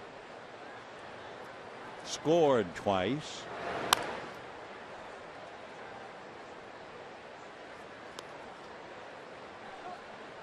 So the Dodgers being pushed around here by the Cubs. 8-1. We'll check last year to see the high in the 7 games that they played. See the highest runs for the Cubs. There's a drive slicing, but Puig is on his horse to backhand it, and that's the 3rd out. But the Cubs are on a roll. At the end of 5.5, 8-1 Chicago.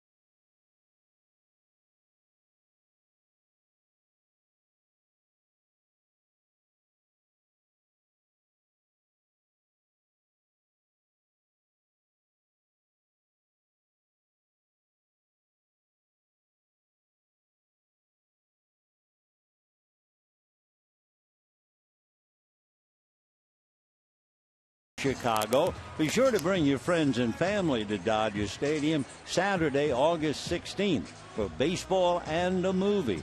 The final date in the Dodger Stadium movie series features the classic baseball film The Natural. And the movie screening will begin right after the game with the Brewers. For more information and tickets, be sure to visit Dodgers.com/movies. You might be a little surprised. Last year, the Dodgers beat the Cubs 6 out of 7 games. And the one game that the Cubs won, sure enough, they beat Kershaw. Yeah, 3-2. And the Dodgers were just sitting up, a setup really for a hungry Cub team tonight. It's 8-1 Chicago. Gordon singled and lined out. 2-0. Bill Mark McGuire and Clayton Kershaw. Kershaw, when he lost last year to the Cubs, tough game, 3-2. Travis Wood beat him.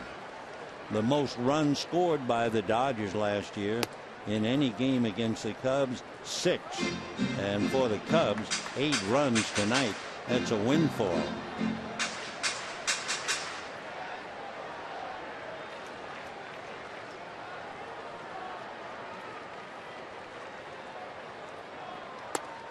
And ball 3.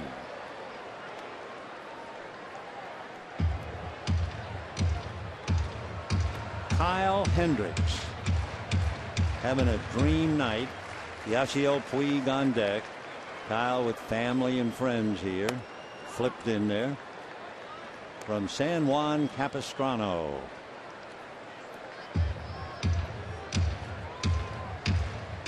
Three and 2. High fly ball going back on it. Coughlin. So Gordon hitting 2 balls in the air. That's not like him. So 1 down. And the batter, Yasiel Puig. Puig has hit 2 ground balls to the shortstop, Starlin Castro. Whatever he did to himself on a fly ball that was caught by Crawford, there was no collision. But he did something either to a tooth on the backside of the right of the mouth, or actually the jawbone. Ball 1. Yasiel hitting .317.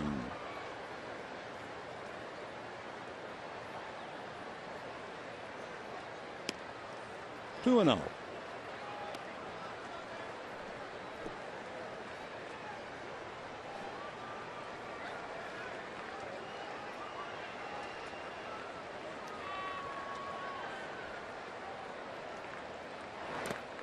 And 3-0. Well, I would think Don Mattingly would say, if you like the pitch, swing at it. 3-0. On deck, Hanley Ramirez. And then Scott Van Slyke playing for Gonzalez. Nope, taken all the way.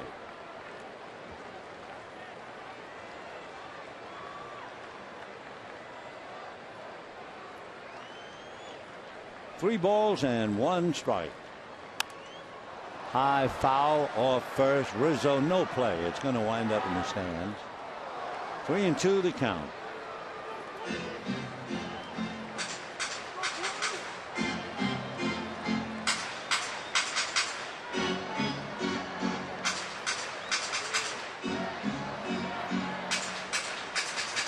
Justin Turner made that play just in time to take away a base hit from Anthony Rizzo.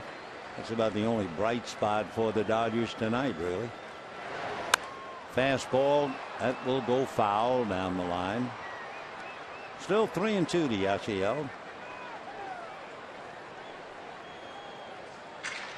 Tomorrow night, game 2 of the 3-game series. It is sold out.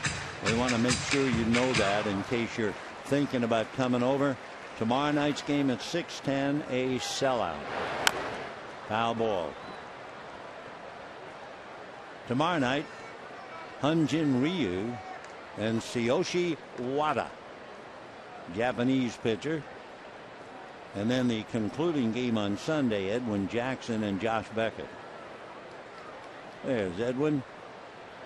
Remember when Jackson made his debut with the Dodgers? That was an interesting night. It was in Arizona. I think he was 20 years old.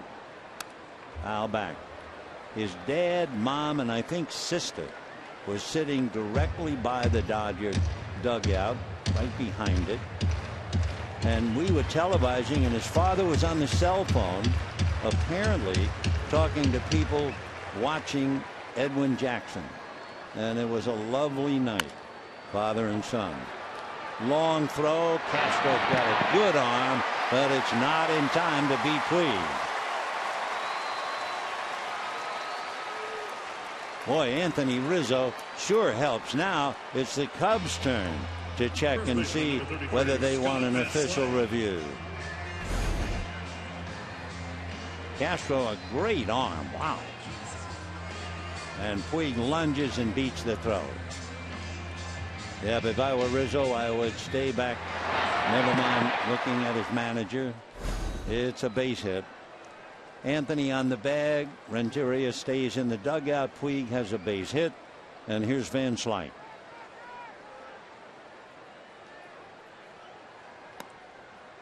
For the Dodgers in the first inning, Adrian Gonzalez was out trying to score on a ball hit by Ramirez, an error by Castro, and Gonzalez out of the plate and apparently suffered a bruise on his right knee, a contusion. So Adrian considered day to day. Van Slyke picking up the slack, and he flied to center in the fourth inning.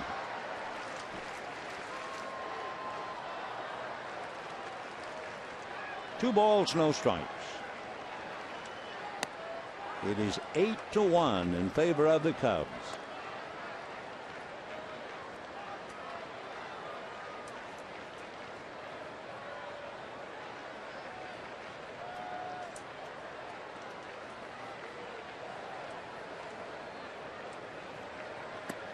Fastball on the outside corner. Van Slyke can't believe it.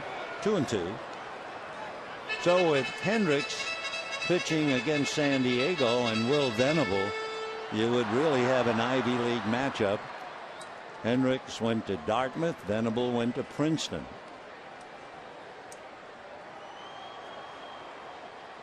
Two and two. Fouled away.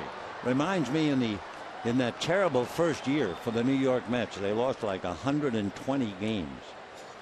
And they had a pitcher from Harvard on the Mets team, and he came in to relieve, and Casey Stengel went to the mound, and all he said to the kid was, "Make believe it's Yale," and turned around and went back to the dugout. 2-2. Check swing, and he hits it out in front of the plate, and a bad throw backed up by Alcantara, and everybody's safe.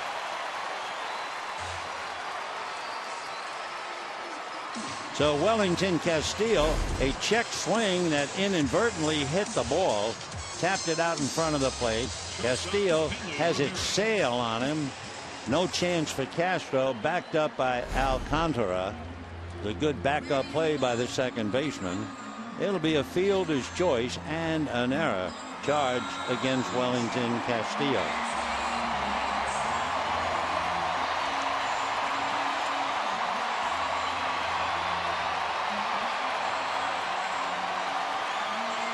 That's the second error.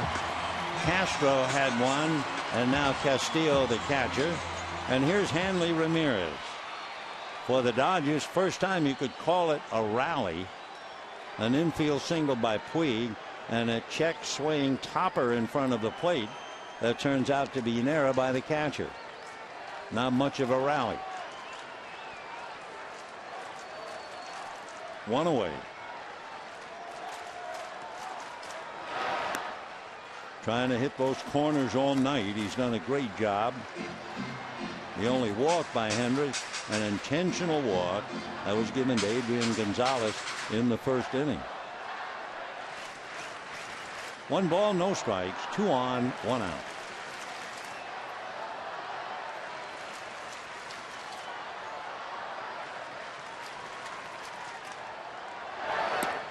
Down and away pickoff play.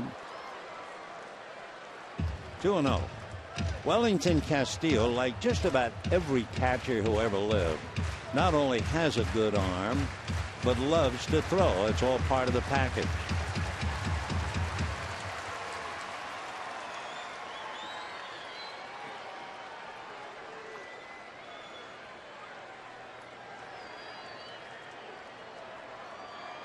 2 balls, no strikes. Missed that inside corner. So all of a sudden 3-0 to Hanley. Carl Crawford on deck.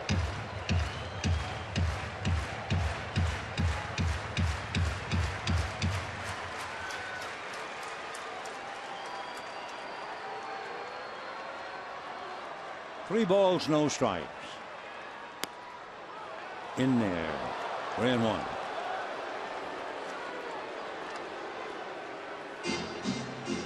Hanley Ramirez has walked 44 times, and he has struck out 62.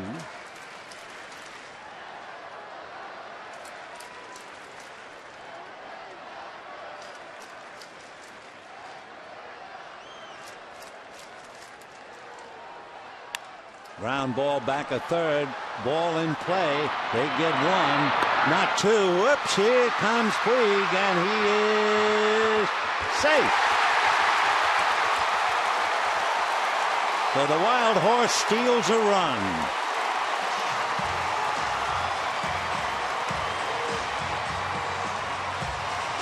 So Ramirez hits into a force play at second base. And Yasiel Puig comes all the way home to score from second base. Boy, he is fun to watch. Nice stop at third by Valbuena. They get 1.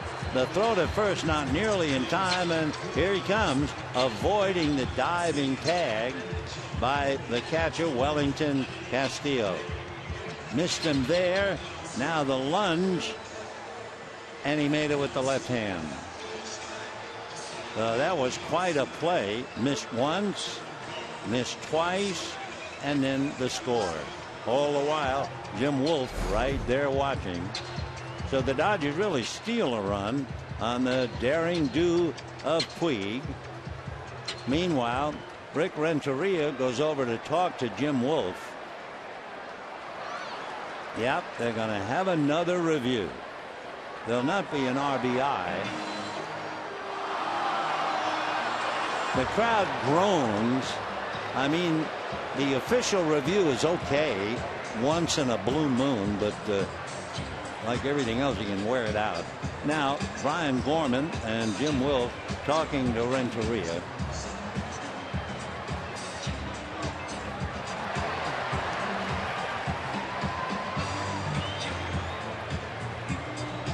So Rick has his say. Now, Messrs. Gorman and Wolf go back. It is an official review. We'll watch here. Here's the attempted tag. It missed there. No one's touched yet. Now the second tag, and that's missed, and Puig's left hand was on the plate. Here's it from another angle. No tag, but no touch. Still no tag. Bingo. Boy, and you wonder what a tough job umpiring is. You certainly can't please everybody. Sometimes you can't please anybody.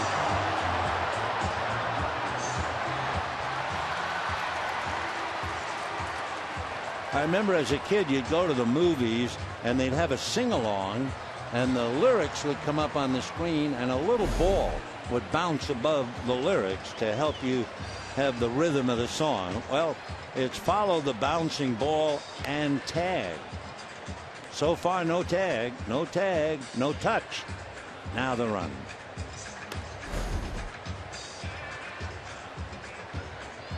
It makes it 8-2 in favor of the Cubs.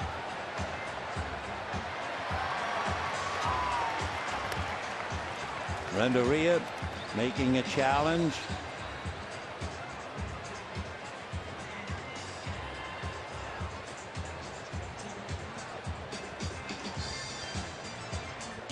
Same two, Tony Randazzo and Brian Gorman.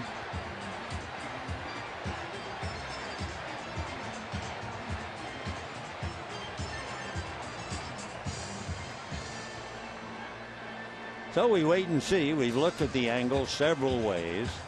I'm sure the principals, Puig and Castillo, neither one is sure.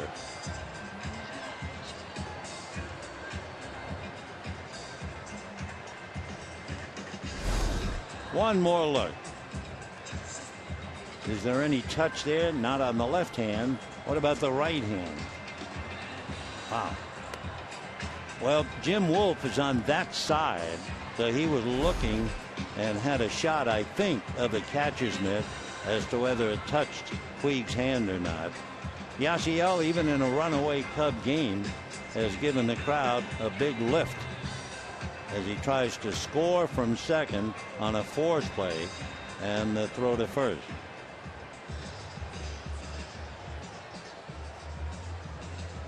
Maybe there ought to be a rule, but I guess they'd never do it, where the reviews disappear. Let's say it's 10-0. You say, well, come on, it's 10-0. Forget the review. But so it's a 5-minute review, a little bit less than Gone with the Wind.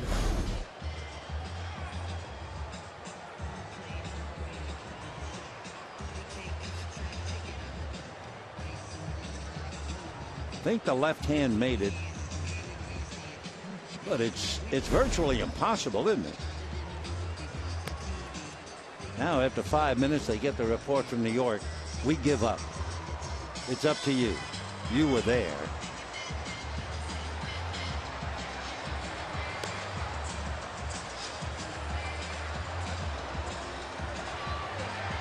They're actually looking at the pictures on Diamond Vision. Okay, Brian, what do you think? Safe. That figure. So Puig scores from second on a force play at second, and then the throw to first.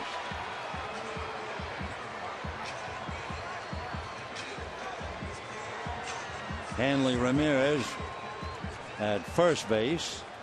8 runs, 12 hits for the Cubs, 2 runs, 4 hits for the Dodgers. And here's Carl Crawford, hit back to the box and struck out, 0 for 2. And ball 1. In the bullpen, Justin Grimm begins to loosen up. 93 pitches now for young Kyle Hendricks. And ball 2. So he's beginning to lose the sharpness that he had. His most pitches, this is his 4th game, would be 95. Well, this will be his 95th pitch. Comebacker. So Crawford, having the devil's own time, goes 0 for 3. The Dodgers lead. Ramirez. Puig steals a run. And at the end of 6, 8-2, Chicago.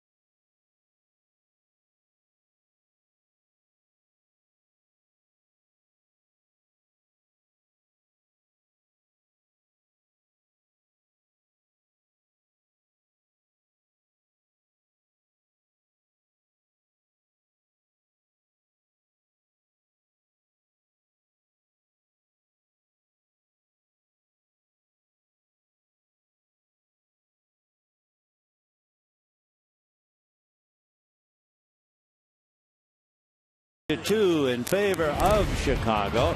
Looking at the Dodger calendar, Tomorrow night, a sellout against Chicago. Then Sunday afternoon at 1. And then Monday and Tuesday nights here with the Angels.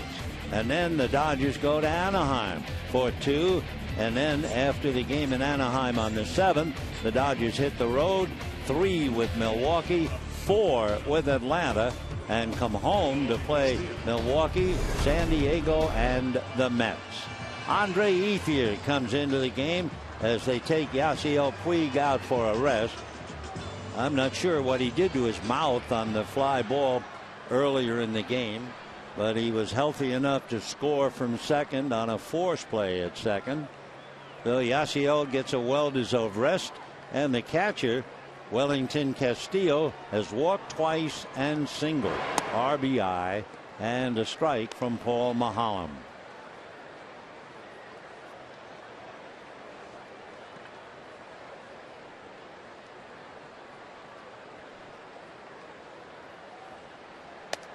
That's off the plate.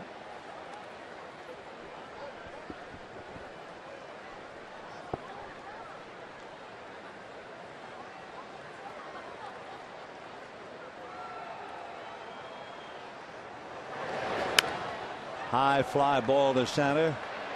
Ethier to the track. So Castillo, a long fly ball, 1 away. And the batter, Nate Shearholtz. Shearholtz popped up, fly to center, had a scoring fly ball that produced a run in the 5th inning. And Dan Haren in the 3rd inning apparently singled to right. And Nate Shearholtz charged the base hit and threw Dan out.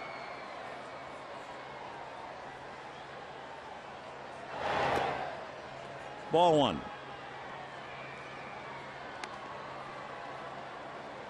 Dodgers will have Kemp, Turner, and Ellis due up in the bottom of the 7th.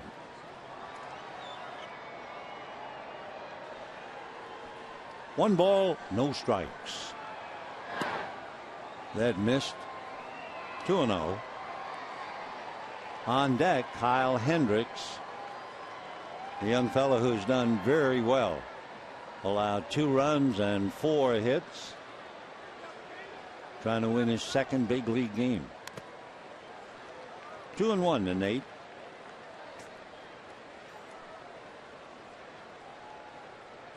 It's tough to be on a losing team, especially when you have been on winning teams. And I was just thinking, looking down to first base coach Eric Hinsky, not so much the kids in the dugout, but Eric. I mean, he was on the championship Boston Red Sox team of 2007, and he also tasted the champagne with the New York Yankees in 09. First base coach for the last place Cubs. And ball 4. That's the first real walk, as Maholm just trying to get some outs. And Hendricks coming up. Pitcher number 28, Kyle Hendricks. Jason Garrett, the head coach of the Dallas Cowboys, saying hello, having his picture taken. Dallas looking for ahead for a big year with Jason, who was a quarterback at Princeton. They're still in training camp out there in Oxnard. The bunt is down and the out at first. So the sacrifice by Hendrick put Shearholtz at second.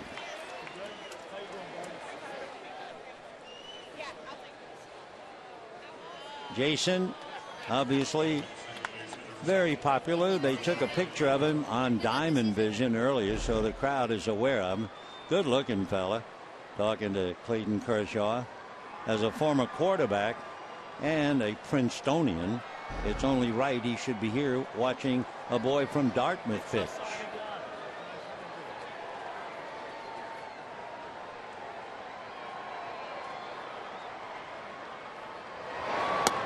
And a strike. Arismendi Alcantara grounded out, struck out, grounded out again, fly to left. A rhythmical, lyrical name.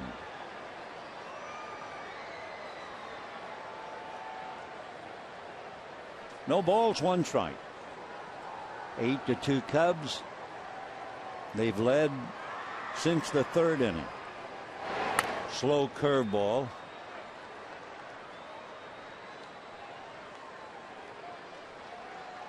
We're in the 7th, 2 out. Dodgers will have Kemp, Turner, and Ellis when they come up in the bottom half. Andre Ethier replacing Puig, hitting in the number 2 slot.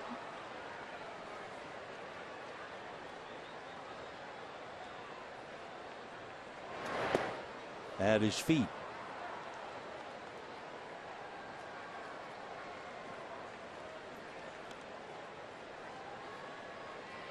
Eight runs, 12 hits, 2 errors for the Cubs, 2 runs, 4 hits, 1 error for the Dodgers. Game 1 of the 3-game series.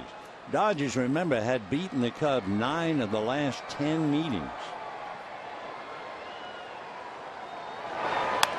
Ground ball smothered by Van Slyke. Throws to Mahalam for the out. Mahalam trips, but he was in possession at the bag. And Paul might have hurt himself. Let's see. Something hurt. The Mahalam rubbing that right knee. The great stop by Van Slyke, somehow making an accurate throw while on his back. There he dives to glove it. Now rolls over. And from that position, an accurate throw. Mahalam arrives, hits the bag, kind of twisted his left knee, and he's in pain.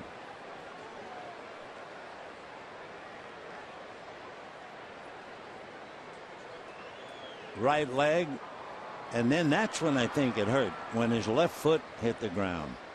We can take another look.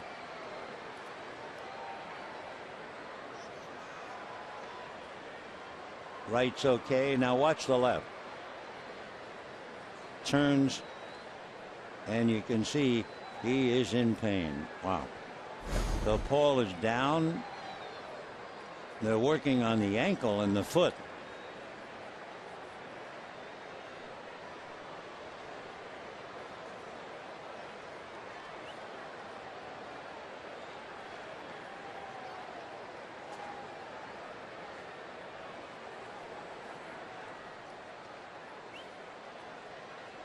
Well, Paul's going to take a little while, whether he stays in the game or leaves.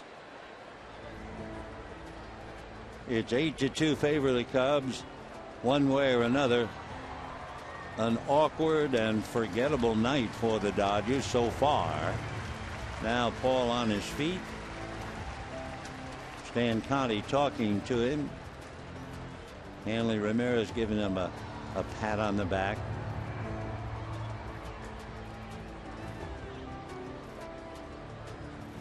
Boy, something hurt. So while he slowly goes to the mound, we'll be right back.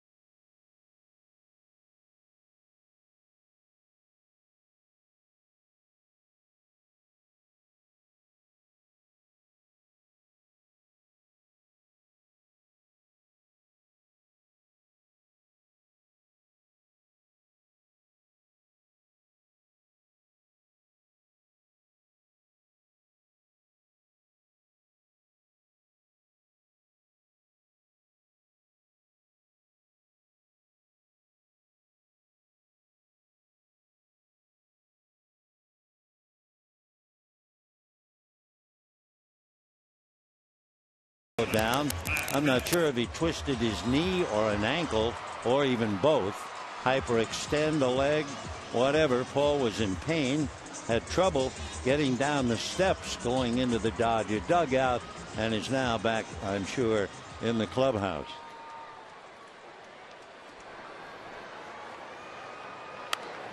First pitch fouled away. Just to add to everything else tonight, it's kind of bewitched. Elizabeth Montgomery, where are you? Anyway, we're having some technical problems along with the problems the Dodgers are having. 8-2 Chicago. Matt Kemp, a drive to right center, slicing to the wall and picked off by a great play by Ryan Sweeney. You should have seen it. It was a terrific play.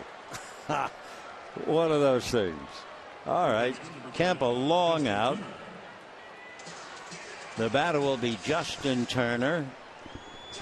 Down in the Dodger bullpen, Brian Wilson warming up.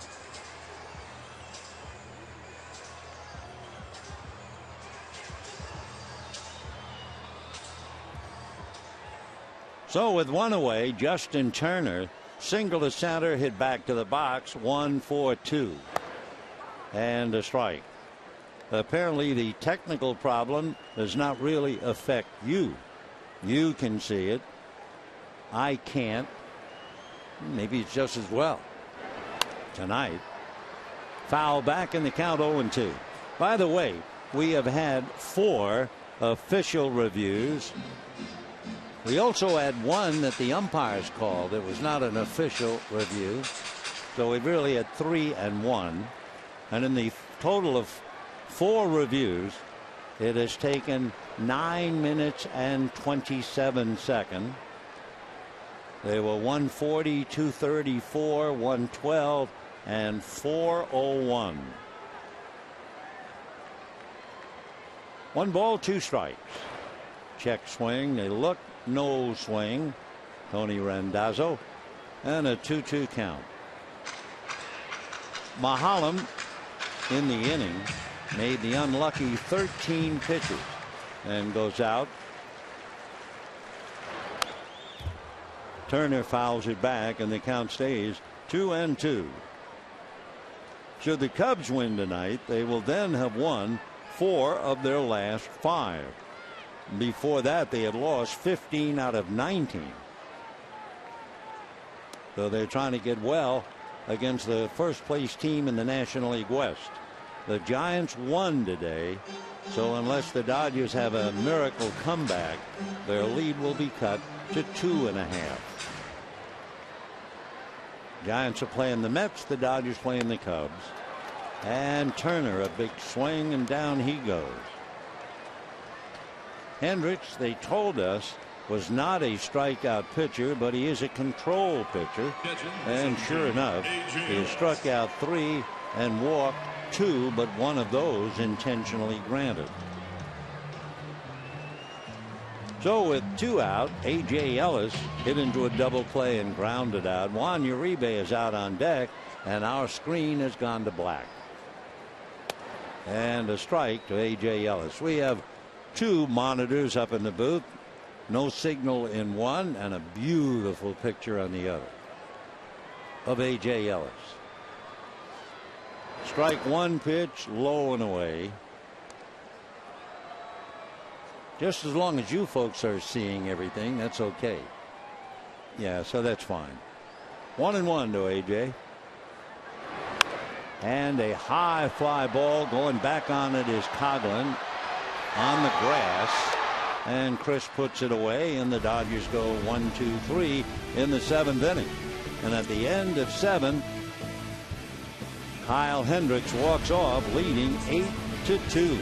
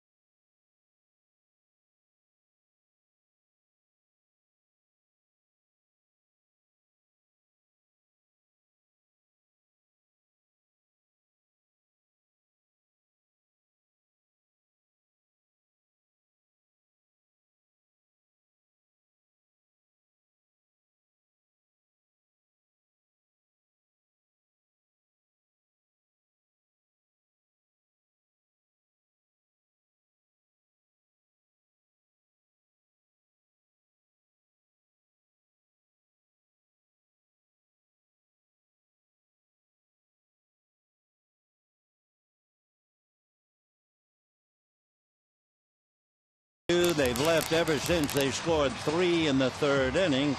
And as we go to the 8th, Brian Wilson will be the 4th Dodger pitcher. Dan Harron, Chris Perez, hard luck Paul Maholm, and now Brian Wilson. Hendricks, the young pitcher, making 12 pitches in the 7th inning. So he's now made 107 pitches. It'll be interesting to see how long they let him pitch. He made 95 in his first of his career in the big leagues. Meanwhile, the veteran Brian Wilson. Wilson pitching to Coghlan, Rizzo, and then Castro. 5 left-hand batters in the Cubs lineup. It is a left-handed team. Off-speed strike, 0-1. Coghlan single to left, stole a base, struck out, fly to center, hit back to the box, and has handled himself very well in left field. 1-1.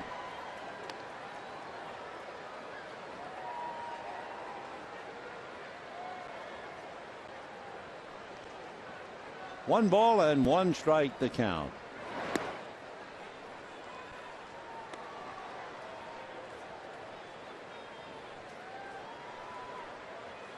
Coghlan 1 for 4. And bangs it to center. So that'll be the 13th hit for the Cubs. Line drive single, and that'll bring up Anthony Rizzo.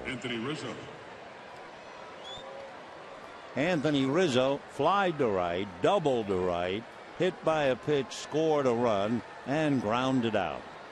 So 1 for 3, hitting .286.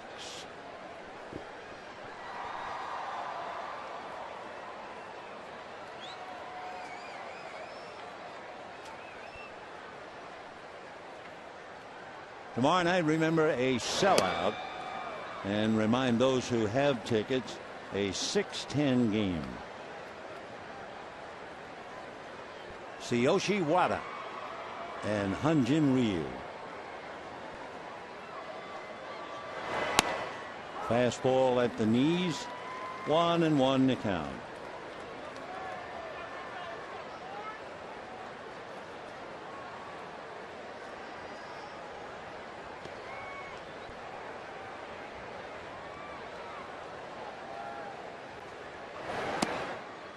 Two and 1.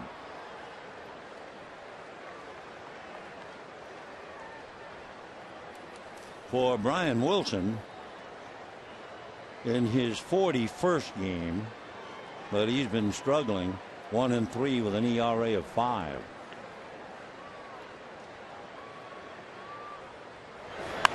And popped up and up and up. Now let's see, it's Justin Turner.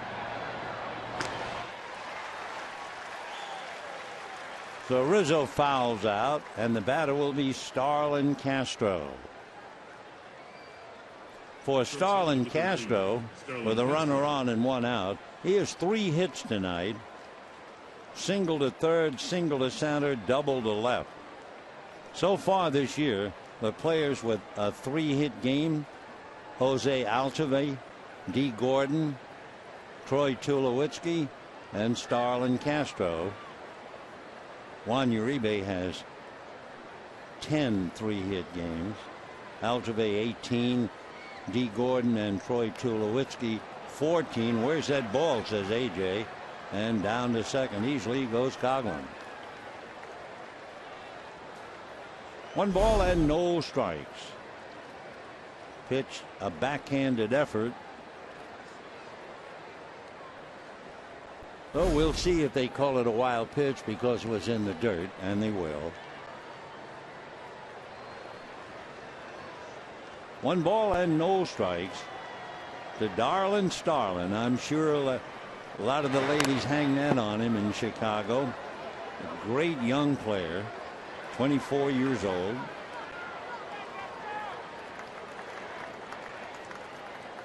When he hit 300 at the tender age of 20 and did it again at 21, he joined a great hitting infielder, Hall of Famer Archie Vaughn, Alex Rodriguez. Foul back. 1-2.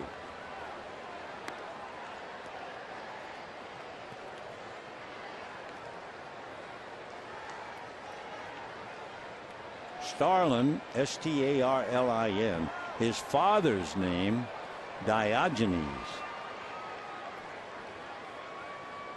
Diogenes with the lantern looking for an honest man. 1 ball, 2 strikes. And he chases a pitch and down he goes. So Castro goes 3 for 5, 2 down in the 8th inning, and Luis Valbuena coming up.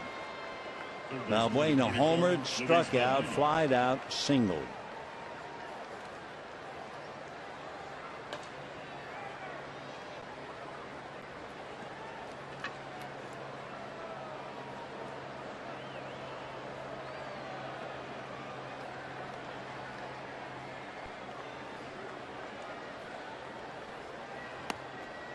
When the Dodgers come up in the bottom of the 8th inning, we'll see about a hitter for Wilson. Then you have Gordon and Ethier, followed by Van Slyke.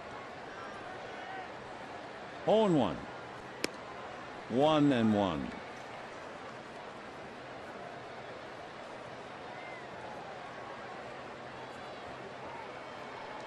It's been Herron, Perez, Mahalam, and now Bryan. Valbuena from Venezuela. Originally signed as a free agent out of Valenzuela by Seattle Mariners.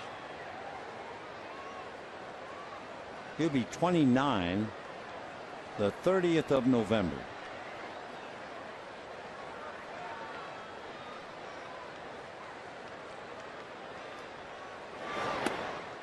That's in there. 2-2 the count. Valbuena annoyed. He was annoyed earlier.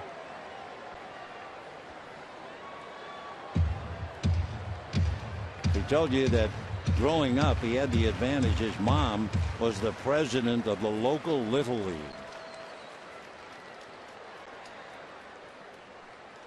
2-2. And down he goes.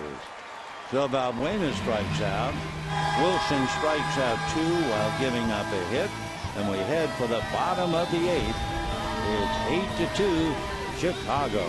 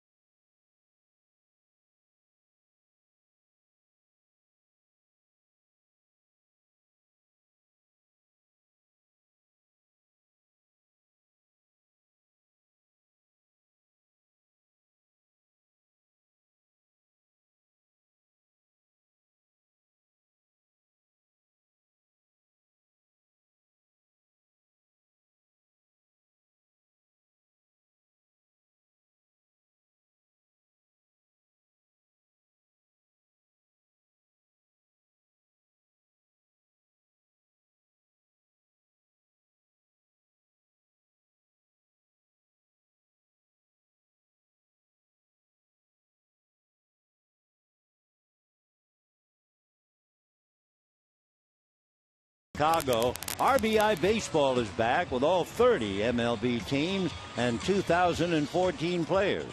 Get the retro 2-button style baseball game you've been missing. Visit RBIGame.com for more details and download today on your console and mobile device. Well, it was a perfect night, I'm sure, for young Kyle Hendricks.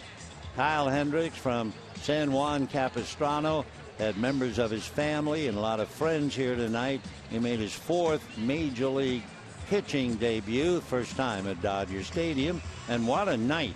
He not only is the winning pitcher that they hold on to what is a 6-run lead. Hendrick went 7 innings, allowed 2 runs, 4 hits, walked 2, struck out 3. More importantly, I guess in some ways, he singled in the 2nd inning, his first Major League hit, and singled in the 5th inning to get his first Major League RBI. So a big night indeed for Kyle Hendricks. Drew Butera will be batting in the bottom of the 8th inning. He'll be followed by Gordon and then Ethier. Justin Grimm is on the mound, young fella out of Bristol, Virginia.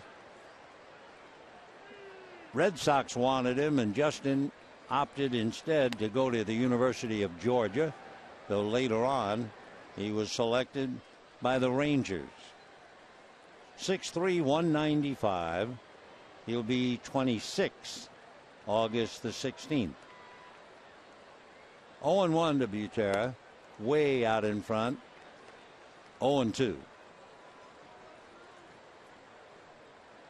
Yasiel Puig, who scored from second on a force play at second. Most exciting moment of the night, I'm sure.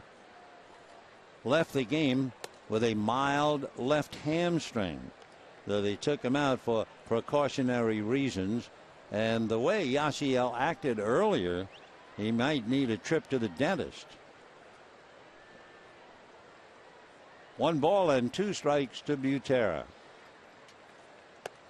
Fastball puts him away, 1 down. So Grimm leans to the fastball.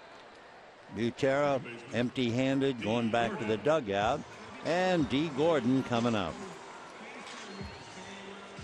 Gordon singled off the leg of Kyle Hendrick, stole 2nd and 3rd against him, and came home on a fielder's choice involving an error, a throwing error by Starlin Castro. Otherwise, Gordon twice hit the ball in the air to left field. So Messrs. Kemp, Ramirez, and Crawford just sitting there very quietly, not much to talk about. Down 8-2, 6-game winning streak looked like it's ended, and they're going to give up a game of their lead. The Giants will be 2.5 games back. 1 hopper foul, 0-2 to D. Justin Grimm made his Major League debut 2 years ago against the Houston Astros. In 6 innings, no walks, 7 strikeouts, and turned out to be the winning pitcher. Ground ball hard, backhanded by Alcantara. So for Gordon, he goes 1 for 4. Grimm in that game, when he struck out 7 and no walks in his debut. That was the first pitcher to do that since Steven Strasburg 2 years earlier, 2010, did it in June. So here is kind of the missing man. You hardly ever hear his name. You rarely see him play, it seems. Andre Ethier, waiting for his opportunity to get back in the lineup and play in the outfield.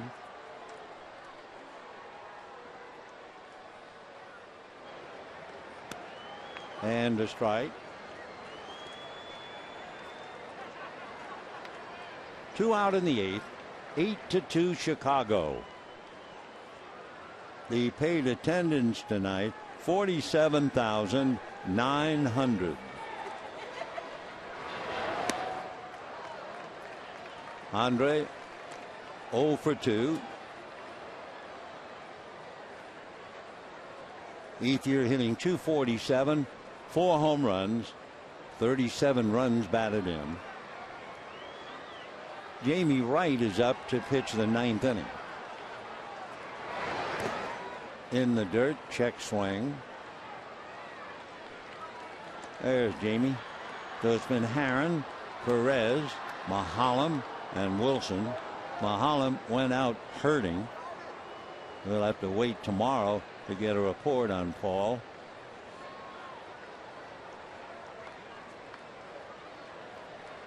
One ball, two strikes. Just did hold up on a high fastball at 95.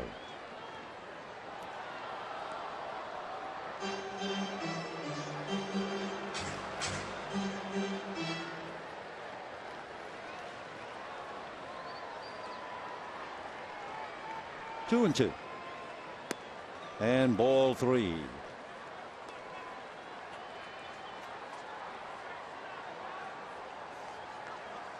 Grimm with a record of 3-2, but a high ERA. Van Slyke waiting on deck.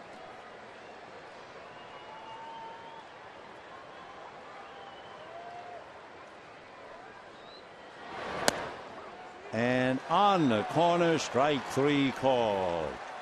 So Ethier caught looking, down he goes. 8 innings are in the books, and it's all Chicago, 8-2.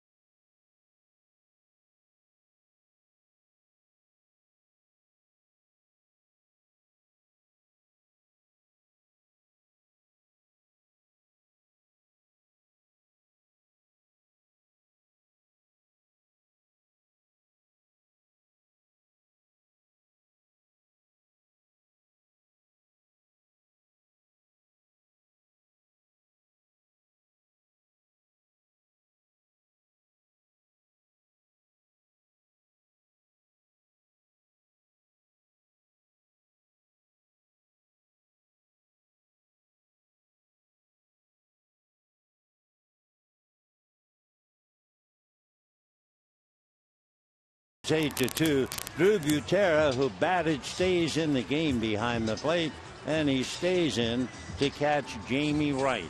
So the Dodgers with Dan Herron, Chris Perez, Paul Mahalam, Ryan Wilson, and now Jamie. It's been Kyle Hendrick and Justin Grimm. And the pitchers of record, Dan Herron to lose, which would mean Dan has a 5-game losing streak, and he'll slip under 500 and go 8-9. Hendrick will be the winner, and he's 2-1, 1-0 against the Dodgers.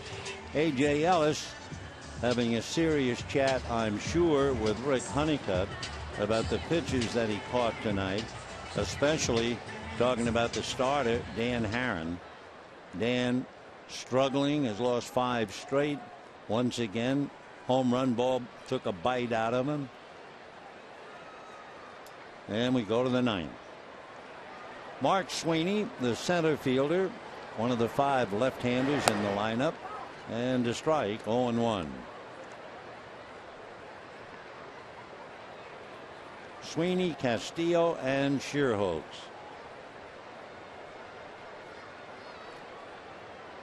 No balls, 1 strike.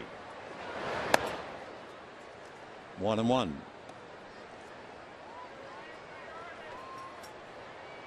Ryan Sweeney grounded out, single twice, fly to center.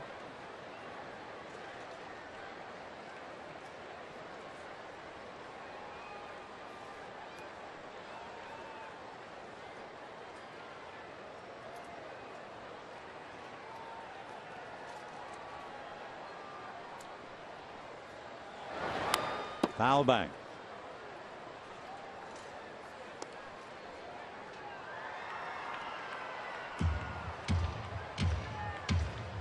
Sweeney's been busy. A couple of wild pitches got him around the bases. Wild pitch charge again, Herron, and another one.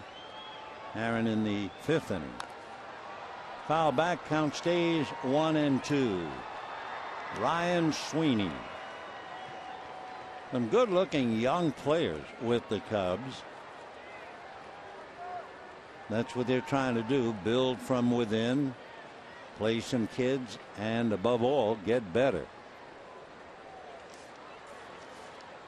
One thing about the Cubs, they draw well no matter where they are. I mean, they're in last place. They're 14 games behind Milwaukee. They're averaging 32,000 a game at Wrigley Field. I mean, that's almost capacity, almost sellout. So they played to 1,000,007. Now for the Dodgers, it's a totally different story.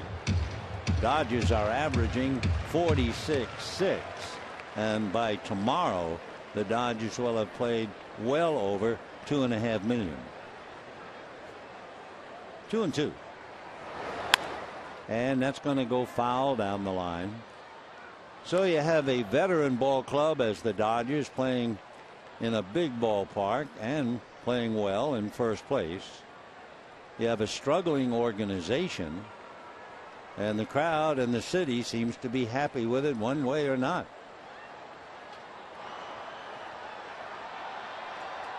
Two balls, two strikes.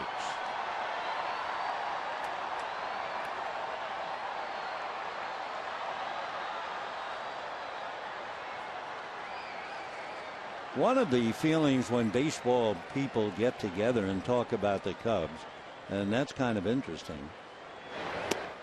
That will do it for Sweeney. 1 out. And the batter will be Wellington Castillo. You say to yourself, why in a major city, Chicago, in a beautiful ballpark with highly enthusiastic fans and with a good organization that has plenty of money, why are they always not well, not playing well at all? Some people think that the front office, as long as they can keep the people happy, and it doesn't take much to keep them happy, they just roll along. With Theo Epstein there now, however, it could be a big change of atmosphere.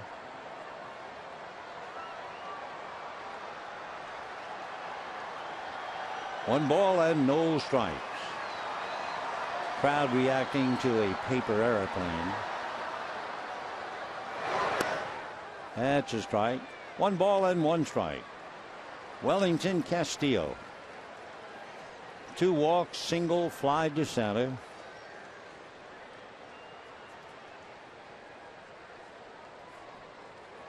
Nate Schierholtz on deck.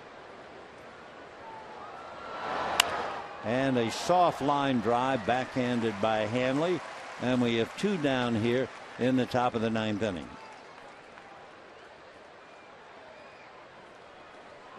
Nate Schierholtz popped up, fly to center, hit a sacrifice fly, walked, and made a fine defensive play in the 3rd inning. Dan Herron led off, hit a line drive to what appeared to be a clean 1-hop single into right field. Schierholtz charged the base hit, threw to first, and they nipped Herron, though he lost a hit. And the scoring went 9-3. Schierholtz to Rizzo. That was just the beginning of a night where the Dodgers completely came unraveled. And among other things, the Dodgers wound up with 3 players shaken up physically. To the extent of the injuries, we're not sure. Adrian Gonzalez out twisting and turning, trying to avoid a tag, having tried to score. That was in the 1st inning. He had to come out of the game. Puig caught a fly ball running alongside of Carl Crawford.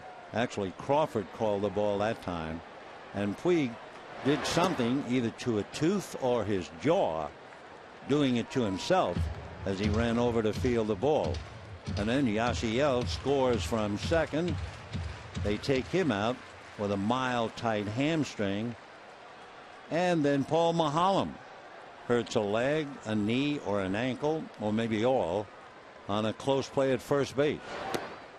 So it's been a bad night for the Dodgers. Meanwhile, 4 of the last 5 Cubs strike out, but it doesn't make any difference.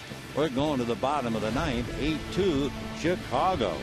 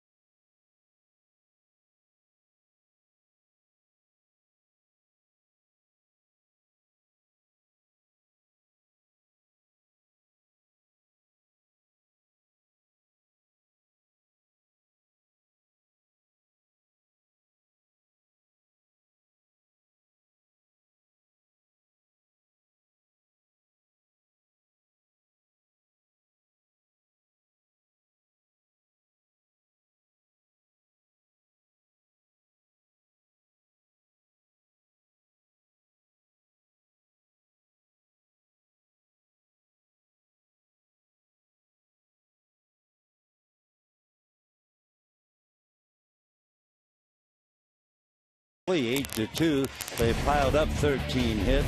Certainly the player of the game would be the 24-year-old Kyle Hendricks out of San Juan Capistrano.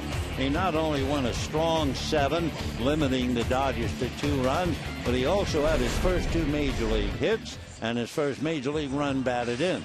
How sweet it was for him. Blake Parker picking up to pitch the 9th inning. 29 years old. He was selected by the Cubs 8 years ago. He's out of Fayetteville, Arkansas. So Parker trying to get 3 outs.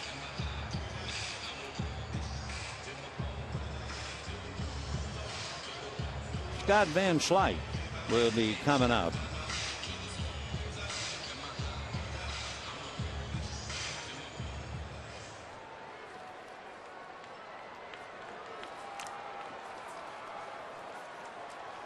So here we go, bottom of the ninth, 8-2 Cubs.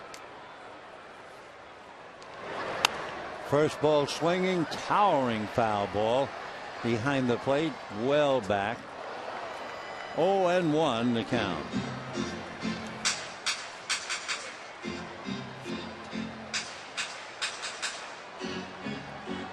You know, the Cubs made a deal, sent a couple of people away to Atlanta. They must have just called Parker up, because outside of the press guide, there's not a line about him in the release. So we've told you pretty much. Meanwhile, that's a strike, and the count 0-2. Van Slyke had to come in and take over when Adrian Gonzalez suffered the bruised knee. Van Slyke is 0 for 2.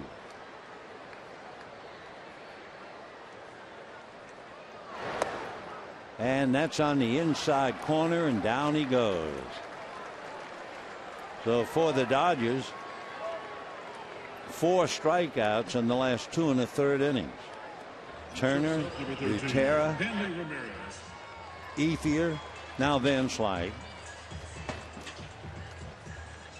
Hanley Ramirez reached on a fielder's choice, the throwing error by Starlin Castro, and Gordon scored on the play. Then Hanley singled, and last time up hit the ground ball to third. The Cubs got a force play at second, and Yasiel Puig scored from second on the force play, and the throw to first that was not in time.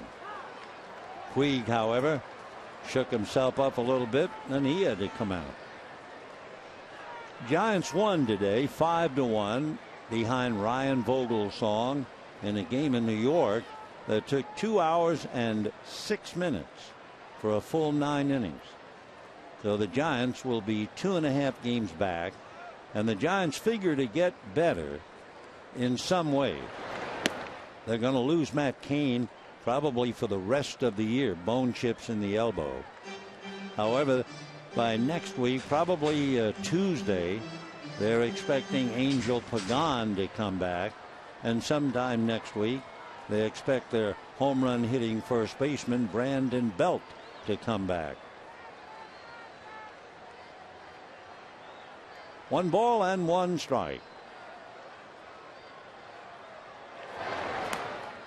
Looked like a slider, 1-2 the count. So the Cubs, winning tonight, will have won 4 out of 5. And we'll see their Japanese pitcher, Tsuyoshi Wada. What a guy. He'll be on the mound tomorrow.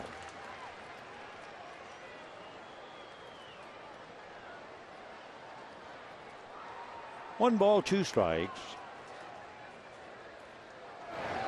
Fastball and a leaping catch by Alcantara, and that takes a hit away from Ramirez. Fine play by the young second baseman, and we have 2 out here in the 9th inning. Boy, did he time that well, and up the ladder. Wonderful play. Second baseman with a big grin. He's only 5'10", so he really had to jump to get it.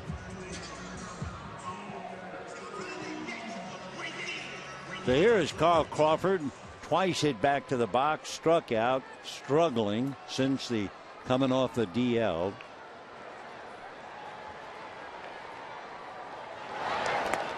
And ball 1.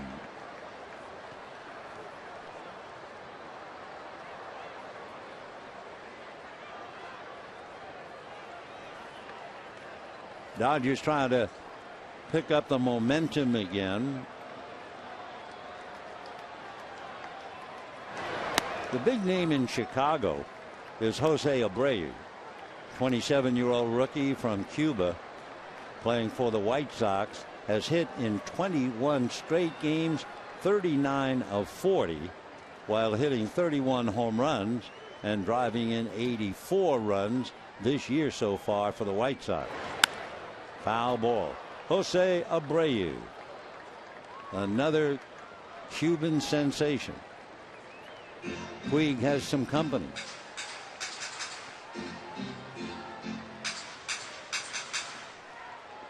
One and 2 to Carl.